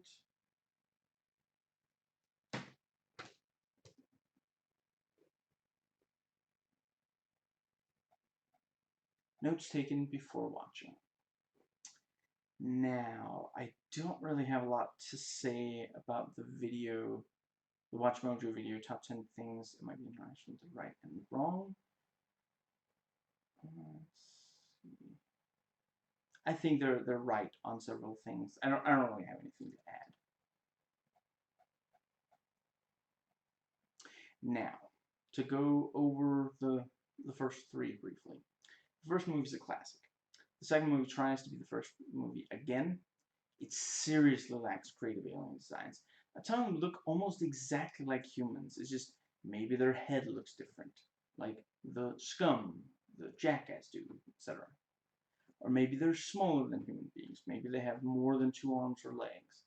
But in the first one, you had Mikey, who looks incredibly different from human beings, considering that ultimately he does have 2 legs, only 1 head, and I think only 2 arms. I think there's stuff on his arms, but anyway. And the bug, once not wearing extra skin like a suit, is huge and a cockroach. Frank the pug is literally a dog, a pug. Let's see. I will grant that Jeff, the tiny flower, giant worm head thing, is very non-human looking. More problems with the second movie. The movie brings back every one scene, one joke character that's right at the first movie. And like the David Cross Moore guy, is that the same character or is it just a different one? I don't know. He definitely seemed like he was dead in the first one, and if he wasn't, it would be the first time. Excuse me. Like basically, the bug kills pretty much everyone that it has any remote reason to, and yeah, if it didn't kill the yeah the Moore guy, then he might be a problem later on. So it doesn't make sense for him to. He doesn't kill the coroner, but he also doesn't really have any reason to. You know, I do really love the joke where the bug is just like ding ding ding ding, and David Cross comes in. Yes, yes, thank you for making sure that the bell works. When David Cross gets good material, he's incredibly funny. It tends not to be his fault when he isn't funny. Let's see. And several of these characters get bigger roles, which doesn't work out for any of them. Several of the effect sequences also come off as if the effects crew didn't know other vital parts of the script, but only the scene they are working on. That would explain why Selena's ship is blowing up planets in the intro, and yet is shown to be tiny right after. Why Selena can be clearly disintegrated into millions of tiny pieces at MIB headquarters and minutes later come back. And it could be why the very ending has them. What does that say? Oh yeah, sorry. These notes are voice typed, and I didn't always have time to proofread. Why the ending has them open a door that turns out to be a locker in a transportation hub, which is surrounded by other lockers. Obviously, a bunch of them wouldn't actually open to anything, because we've just seen that is the only door in proximity. The second movie is way too in love with its effects, and it has so many CGI things that move incredibly fast, make silly, loud, and otherwise obnoxious noises, and blow up or disintegrate in a way that's obviously there to look cool in a desperate attempt to dazzle the audience to the point where we don't notice how terrible the movie is. But it doesn't, and we do. And the third movie, a lot of the time, feels like it might as well have just been a regular action movie without too many sci-fi elements. Action scenes might as well have had regular people firing regular guns instead of sci-fi guns, and the same for chases. Might as well have used regular vehicles instead of sci-fi vehicles. Most aliens fought are humanoid and fight like humans. Ultimately, the only thing that couldn't easily be made non-sci-fi is the time travel aspect. Now this, I didn't really feel like it copied the others too much when you're looking at, like, I, I guess you could say that the story structure, you have a young agent being given, yeah, being hired and gradually being trained, and you have an investigation, you have at least one alien out to kill, and which has to be identified by the heroes. But all in all, it doesn't feel like it's just the same. It has much more international locations, and yeah, different dynamic between the agents. Yeah, it genuinely felt like more of a, you understand why there are all these different sort of hidden parts, and you understand why the Men in Black bother to go to more than one place, why it's not all just still in New York. Now, in the first one, Kay says there's around 1,500 aliens on Earth at any given time, most of them in New York, which is where the MIB have their headquarters in the first three movies. And this one doesn't mention that, but certainly I would say that in this, just the concept is they're spread across more of the world, and really the reason that they said that in the first movie is possible it's also in the comic, but ultimately they're explaining why it's all set in New York, because if it's not mainly New York, then you might wonder, why are they still in New York? But and I think it worked well for the first movie, but if they're gonna make more, if they make a sequel to this, I mean, I'm almost definitely gonna watch it anyway. But yeah, I think I would I would hope that there are things they change from this. There are definitely things that should be done better than this one, but I would be excited to see it if the same actors return and they got someone promising for the script. I personally think the direction was fine, but I guess I can kind of see what people mean about that. It was it was not amazing direction. It was just, I've been given a job to do. I'm gonna do that job. Now, excuse me, in the first movie, there was kind of a running joke, excuse me, where aliens that are bigger than human beings are somehow posing as human beings, but the moment that the skin comes off, they're too big to have, yeah, to hid under there before. They don't really do that in this. I don't. I think the first one does it perfectly with that. Now, right.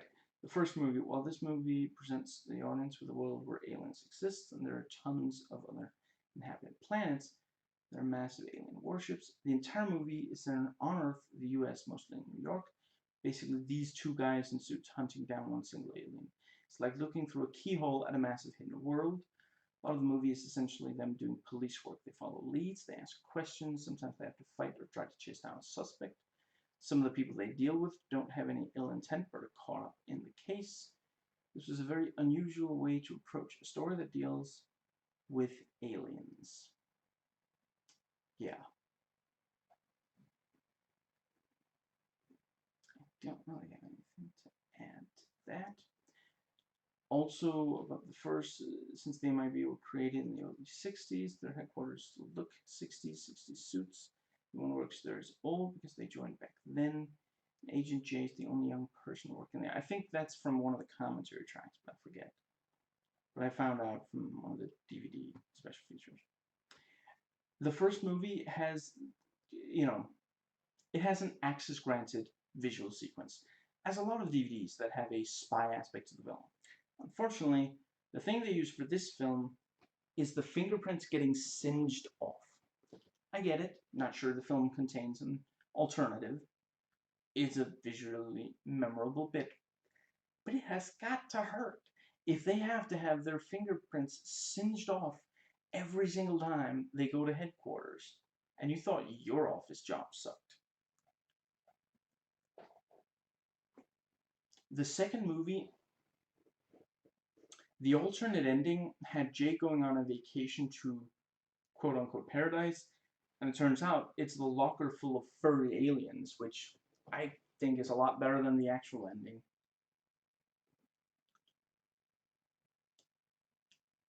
I don't quite know how there were IMDb ratings for this movie, the fourth movie, on the 27th,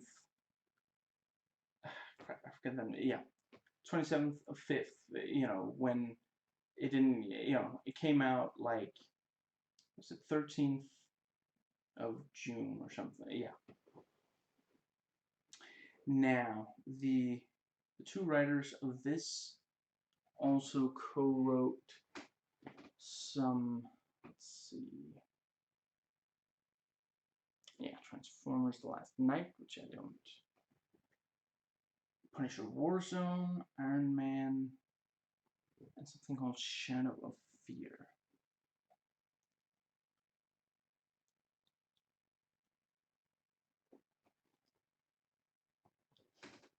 Now, basically, they applied an 80s energy, color palette, and zaniness to the core concept, so a lot like Thor Ragnarok.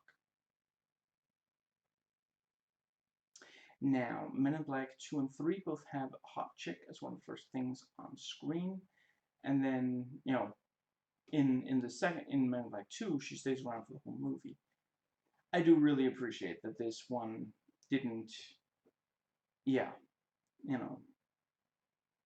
Tessa Thompson is attractive, but she's not like, the camera doesn't ogle her the way it does Serlina in the second movie and Boris's girlfriend in the third movie, who doesn't even get a character name. She's Boris's girlfriend. Now,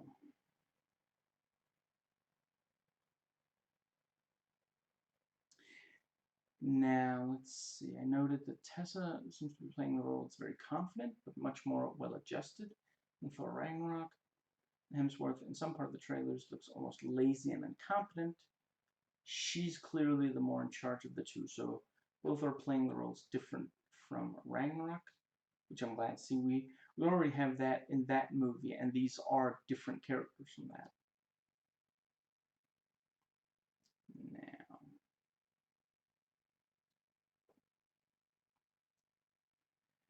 and I watched, let's see, Tessa Thompson interview on Colbert, I want to say this.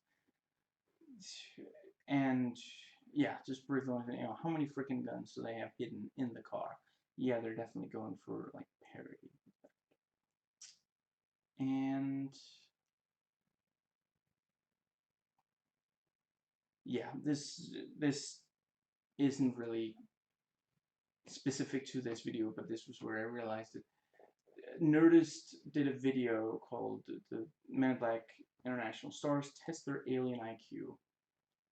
I hadn't realized, but yeah, the short version of the title is MIB, which looks like you're referring to the first movie using Roman numerals. That might not have been the best choice, but of course calling it international is a way to tell the audience it's no longer only New York, and it wouldn't have made much sense to call it London since it's not only, yeah. Let's see.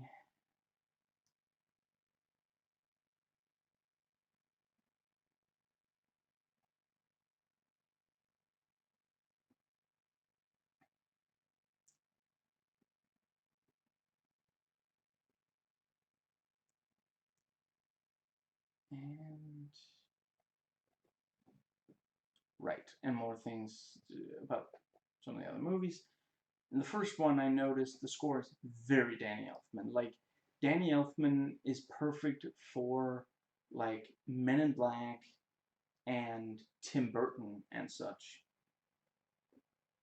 Now, but yeah, I noticed it especially on the first. I think it is in the second and third as well. But yeah. Now, let's see. Yeah, the first movie's not really an action movie.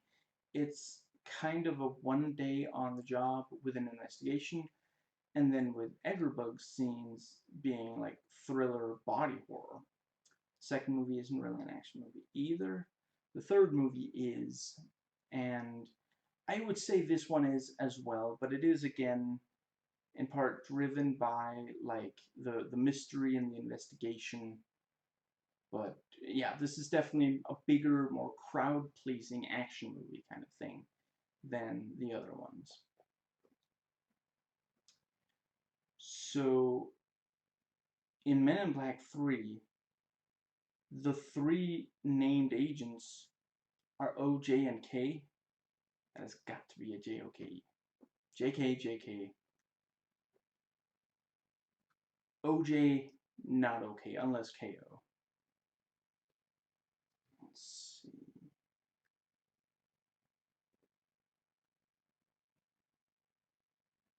Right. I was probably going to watch this movie anyway since I watched the first three, but the trailers made me really excited about it. And I feel I wasn't really disappointed by this, although if I hadn't read, what was it, 205 reviews on Rotten Tomatoes, you know, almost all of which are negative, before watching the movie, I might have been disappointed. They prepared me for it not being amazing, but yeah. But yeah, some notes on the trailers. We see Tessa Thompson was not originally recruited. She managed to find them, despite how well they hide, and because of this, she argues she would be a great addition to the team. I'm really, really glad they used that idea, because that has got to happen every so often. Most of the time, they probably neuralize and or discredit them, but yeah, sometimes it's got to make a positive impression on the people in power.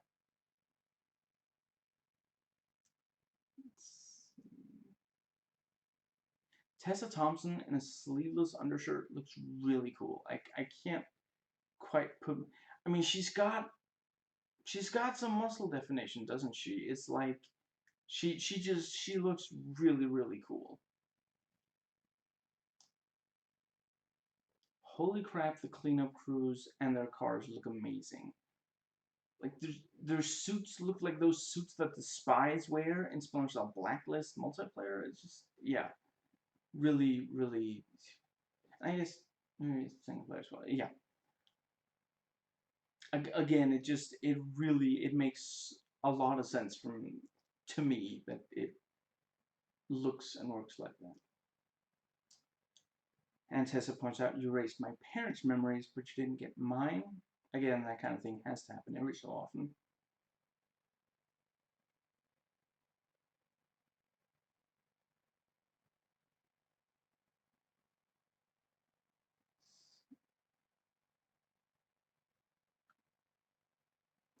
I can't seem to find it now, but I'm almost certain I saw at least one trailer. It starts out with Liam Neeson talking about how there's a mole in MIB, and it has this tone of, oh, I guess they turned this Men in Black movie into this kind of serious, fast-paced, handheld camera kind of action spy flick that you expect from Liam Neeson. And then partway through, it gets into the 80s colorful tone. I really love that unexpected twist. I really did not see coming. If they make one, I would definitely watch that. But I prefer the 80s twist to going Taken with it. But yeah.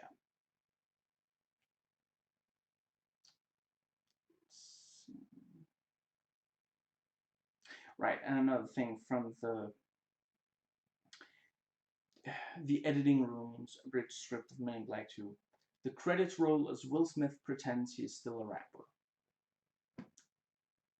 Yeah, that's in the words of Trump's stupid son. Yeah, I need to be more specific.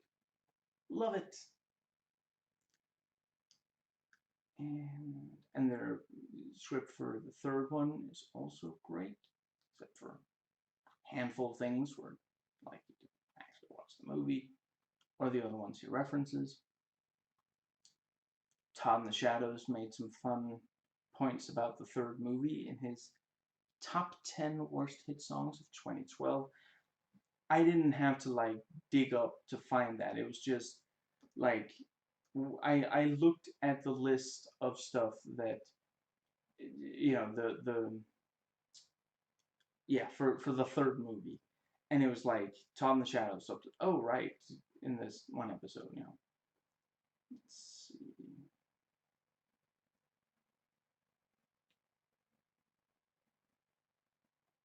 Their agents H&M, like the brand of clothes. I mean, was that intentional? I can't. Yeah. Now let's see. Right, and yeah, my ex was, you know, she said that she figured that, yeah, I'm just gonna read on. How much you want to bet all of Liam Neeson's scenes are in the trailers? That's how much. That's as much as he's in the whole thing. But he and his epic Taken voice is being used to sell it. And yeah, I mean he's in almost all of the movie, but you know when he's involved in action scenes, it's mostly CG since you know his character isn't human when it's yeah.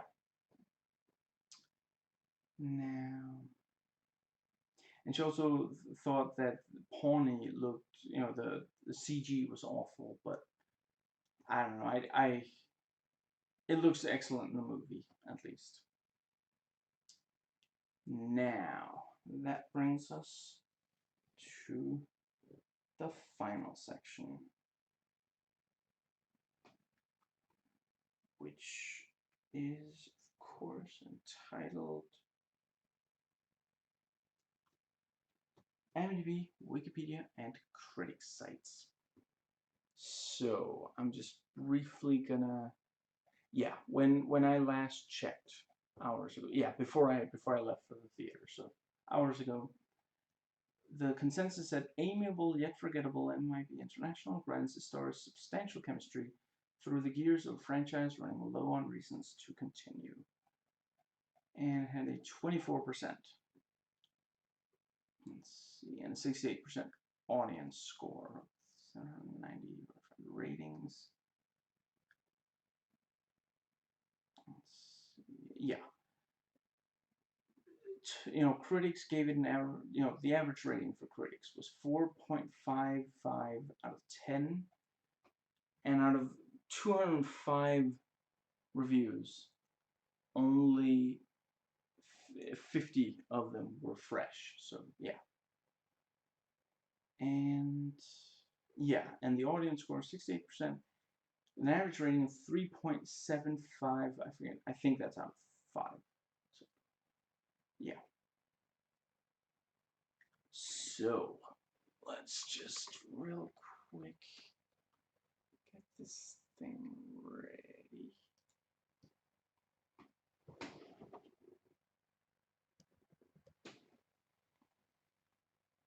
Okay, so need, is this your hand? There we go. Ah, sorry, I might have bounced the camera. Okay, so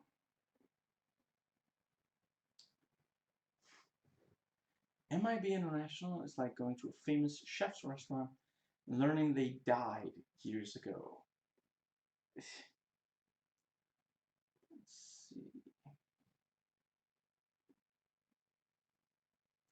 Men in Black International is less a tentpole blockbuster and more a sad, feeble Guardians of the Galaxy knockoff.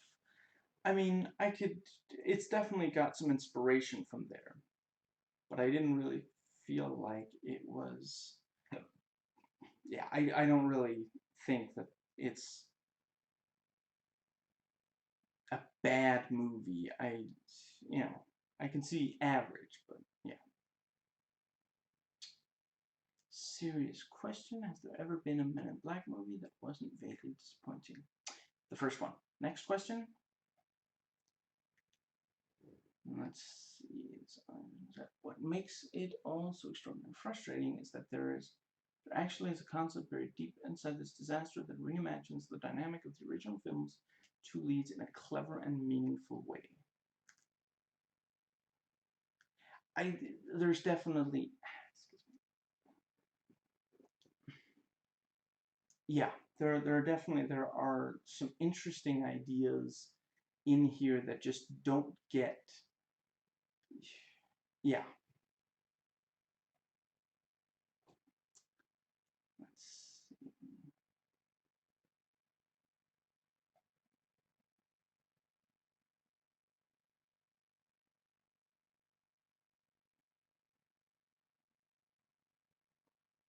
Yeah, this it says it turns out after the third attempt to recapture the magic of the first film, the Men in Black universe is not a particularly compelling one after all.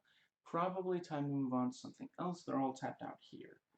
I don't think it's the universe that's the problem, but they keep trying to recapture the feeling of that first movie when they should definitely be approaching it in some other way. And I mean, maybe there isn't.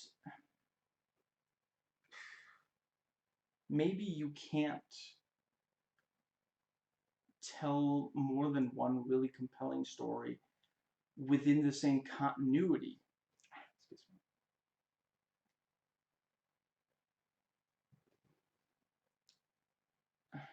Or within the same kind of, like, excuse me. Maybe if they made a sequel that wasn't supposed to be like a big movie with a lot of aliens and such, but just like, here's the story, like, I don't know, I don't know why this is the first thing that popped into my head, but it was the 2004 Dawn of the Dead movie has a character called Andy. And on the DVD, Andy gets his own little short film, which is basically what happens with him during the events of the movie. Maybe something like that. I'm not saying quite exactly like that, but yeah, like maybe, you know, maybe a story about someone who isn't really, like, yeah, just like a clerk who works for the Men in Black or something. Just something that isn't big, but the moment that you do try to tell like an overall, yeah, it and maybe there's also just they're risk averse. It really, like, the first one, I don't know for sure, but I could imagine that there might have been like executives who were like pulling out their hair at this and going like, this movie, we're gonna lose so much money with this movie. This movie is gonna be so terrible. Nobody's gonna watch it. Everybody's gonna hate it. And really, like, if you there are a number of reasons why that first movie works so well, but on paper it shouldn't work. Excuse me. And this was like, let's see, it came out in 1997, so the same year as the first Starship Troopers movie. Let's see, what else was like alien wise? Let's see, Species came out in 95. Yeah, it was. I don't think there was a lot like this, and I mean, I haven't watched it, but I hear R.I.P.D. is a terrible movie, and from what I understand,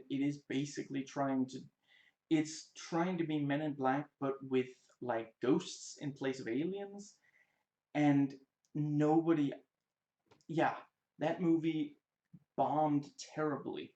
Nobody likes it, basically.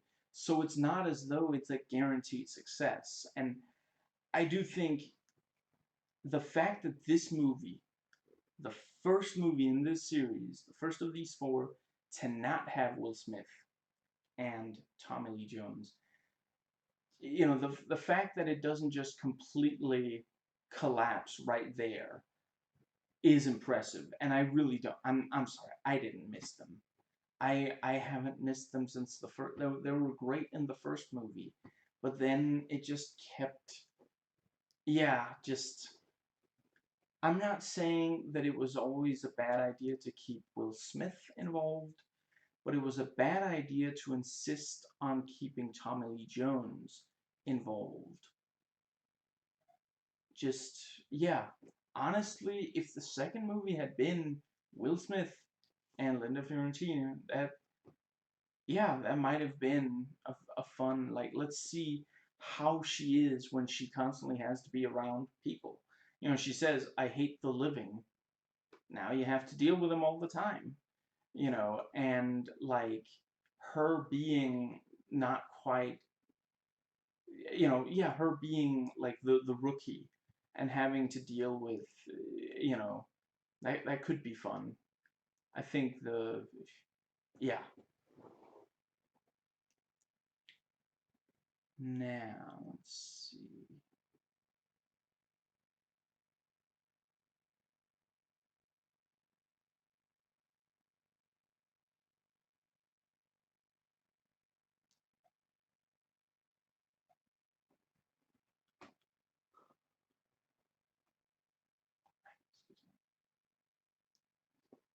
Although Hemsworth and Tessa Thompson aren't at all bad together, neither do they strike sparks. That's unfortunate since the movie flirts, and that is the word, with the idea of a romance between them. Yeah, there definitely is the idea of a romance between them, and I don't know. I feel like you have to do an incredibly good job today if you're gonna try to pull off a story with like romantic, yeah. Let's see.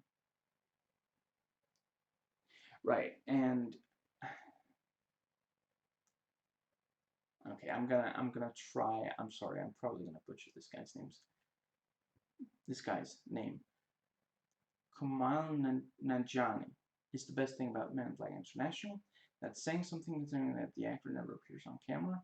That the character he lends his expressive, plaintive voice to is a CGI alien the size of a gerbil.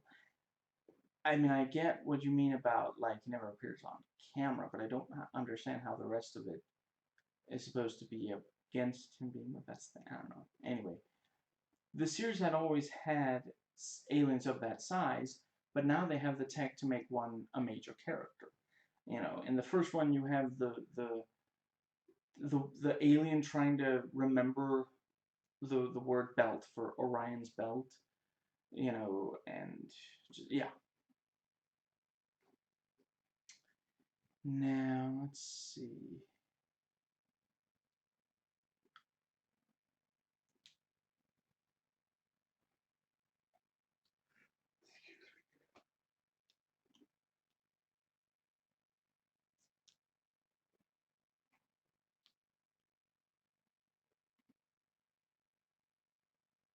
Yeah, this one, I think this is a user review. This guy says, this film made the hidden world of aliens feel more lived in. I definitely agree with that. And he says, I was bugged a little by the inconsistent appearances of the extraterrestrials. At times the MIB headquarters is stuffed with them, while other times it's solely humans. The placement of aliens should have been better paced. I agree. And then he says, Tessa Thompson and Ian Hemsworth.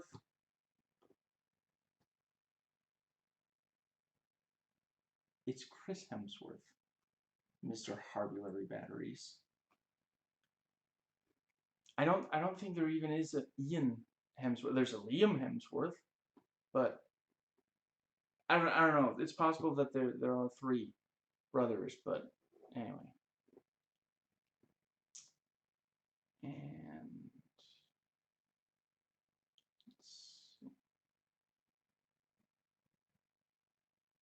yeah, and this is from IMDb Trivia, where notes that the film is released 7 years after Men in Black 3, but there were 10 years between 2 and 3, and 5 years between 1 and 2.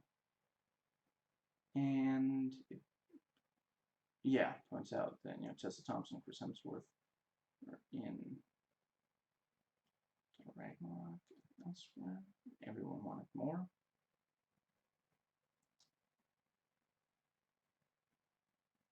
It's pretty wild that this was supposed to be like a 21 Jump Street crossover originally. Let's see.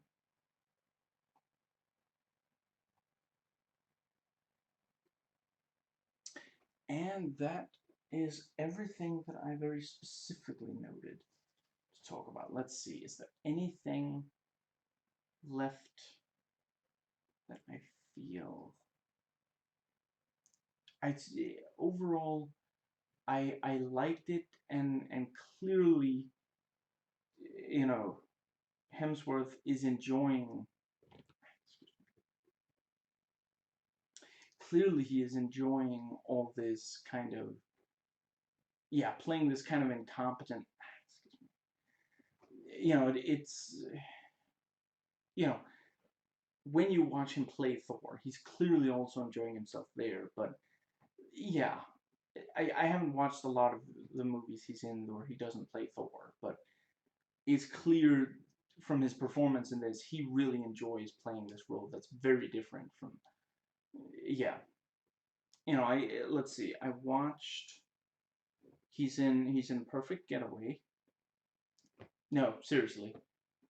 If you don't know that that's him, you're not gonna, yeah. Sorry, Perfect Getaway, whatever. And Cabin in the Woods. I think in both of those he gives great performances. And those are roles that are very different from Thor. Let's see.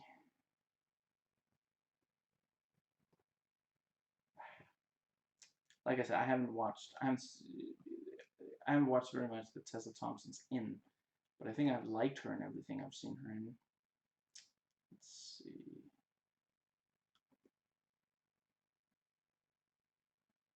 I have to admit, I didn't think when I watched Heroes, I did not expect that she would play the characters like Valkyrie. That, yeah. Let's see. Yeah, I think the movie, I get why some people are saying it's definitely not like amazing. It is kind of just, it has just enough, and there's just enough of what there is in the movie that works, that it's like it's not a disaster of a movie. It's not completely, it's plenty watchable, you know, and it's more underwhelming than bad. I would say there's not that much that's just very, very bad about the movie, but there is a lot that's bland. And yeah, I mean, at the end of the day, it just, there's really no good reason why you can't have much more compelling villain presence. And let's see, yeah, you know, more of a backstory for Molly, and yeah, I guess that is more or less. But yeah, I'm not unhappy that I watched it, and it definitely is like, excuse me, it's way better than the second movie, and yeah, about the level of the third, I would say. The I guess the third is more consistently funny and clever, but when this is funny, like this has some of the funniest material, and let's see,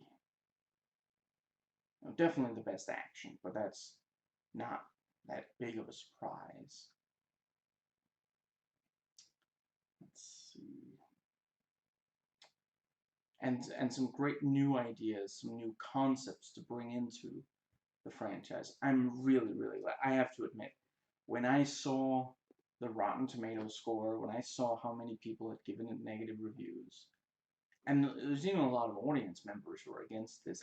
I think let's see, I didn't look for very long on Rotten Tomatoes audience, because there might be, yeah, was there like 790 or something, or at least ratings. I don't know if all those put up reviews.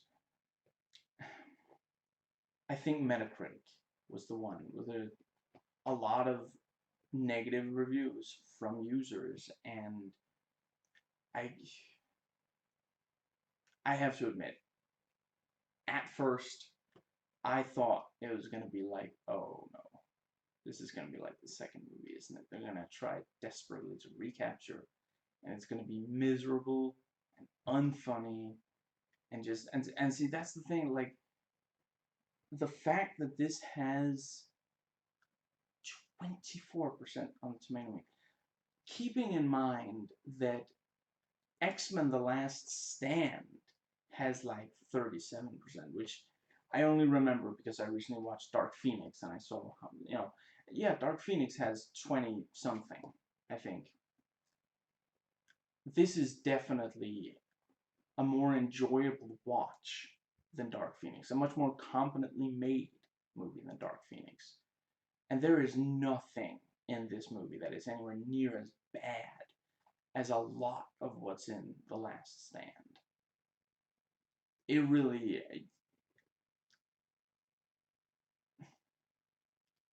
I mean, the people who gave Last Stand positive reviews, I kind of get it, because there are good things about that movie, but the bad things just drag it down. Just, the characterization of Storm and Rogue, the the way that Phoenix is just, I'm not spoiling anything in this movie.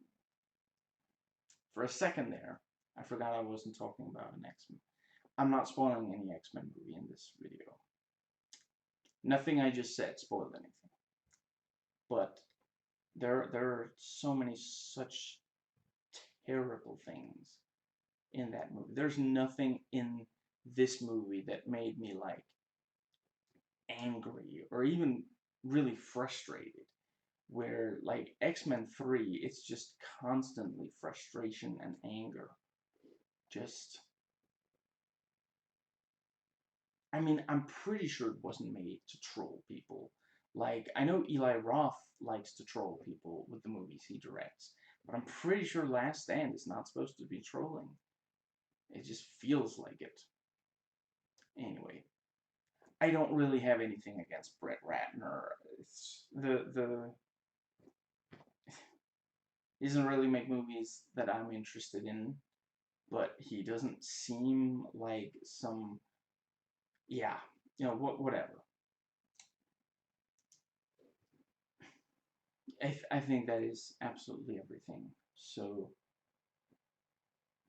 yeah. I hope you enjoyed watching, as I enjoyed watching and recording. I'll catch you next time.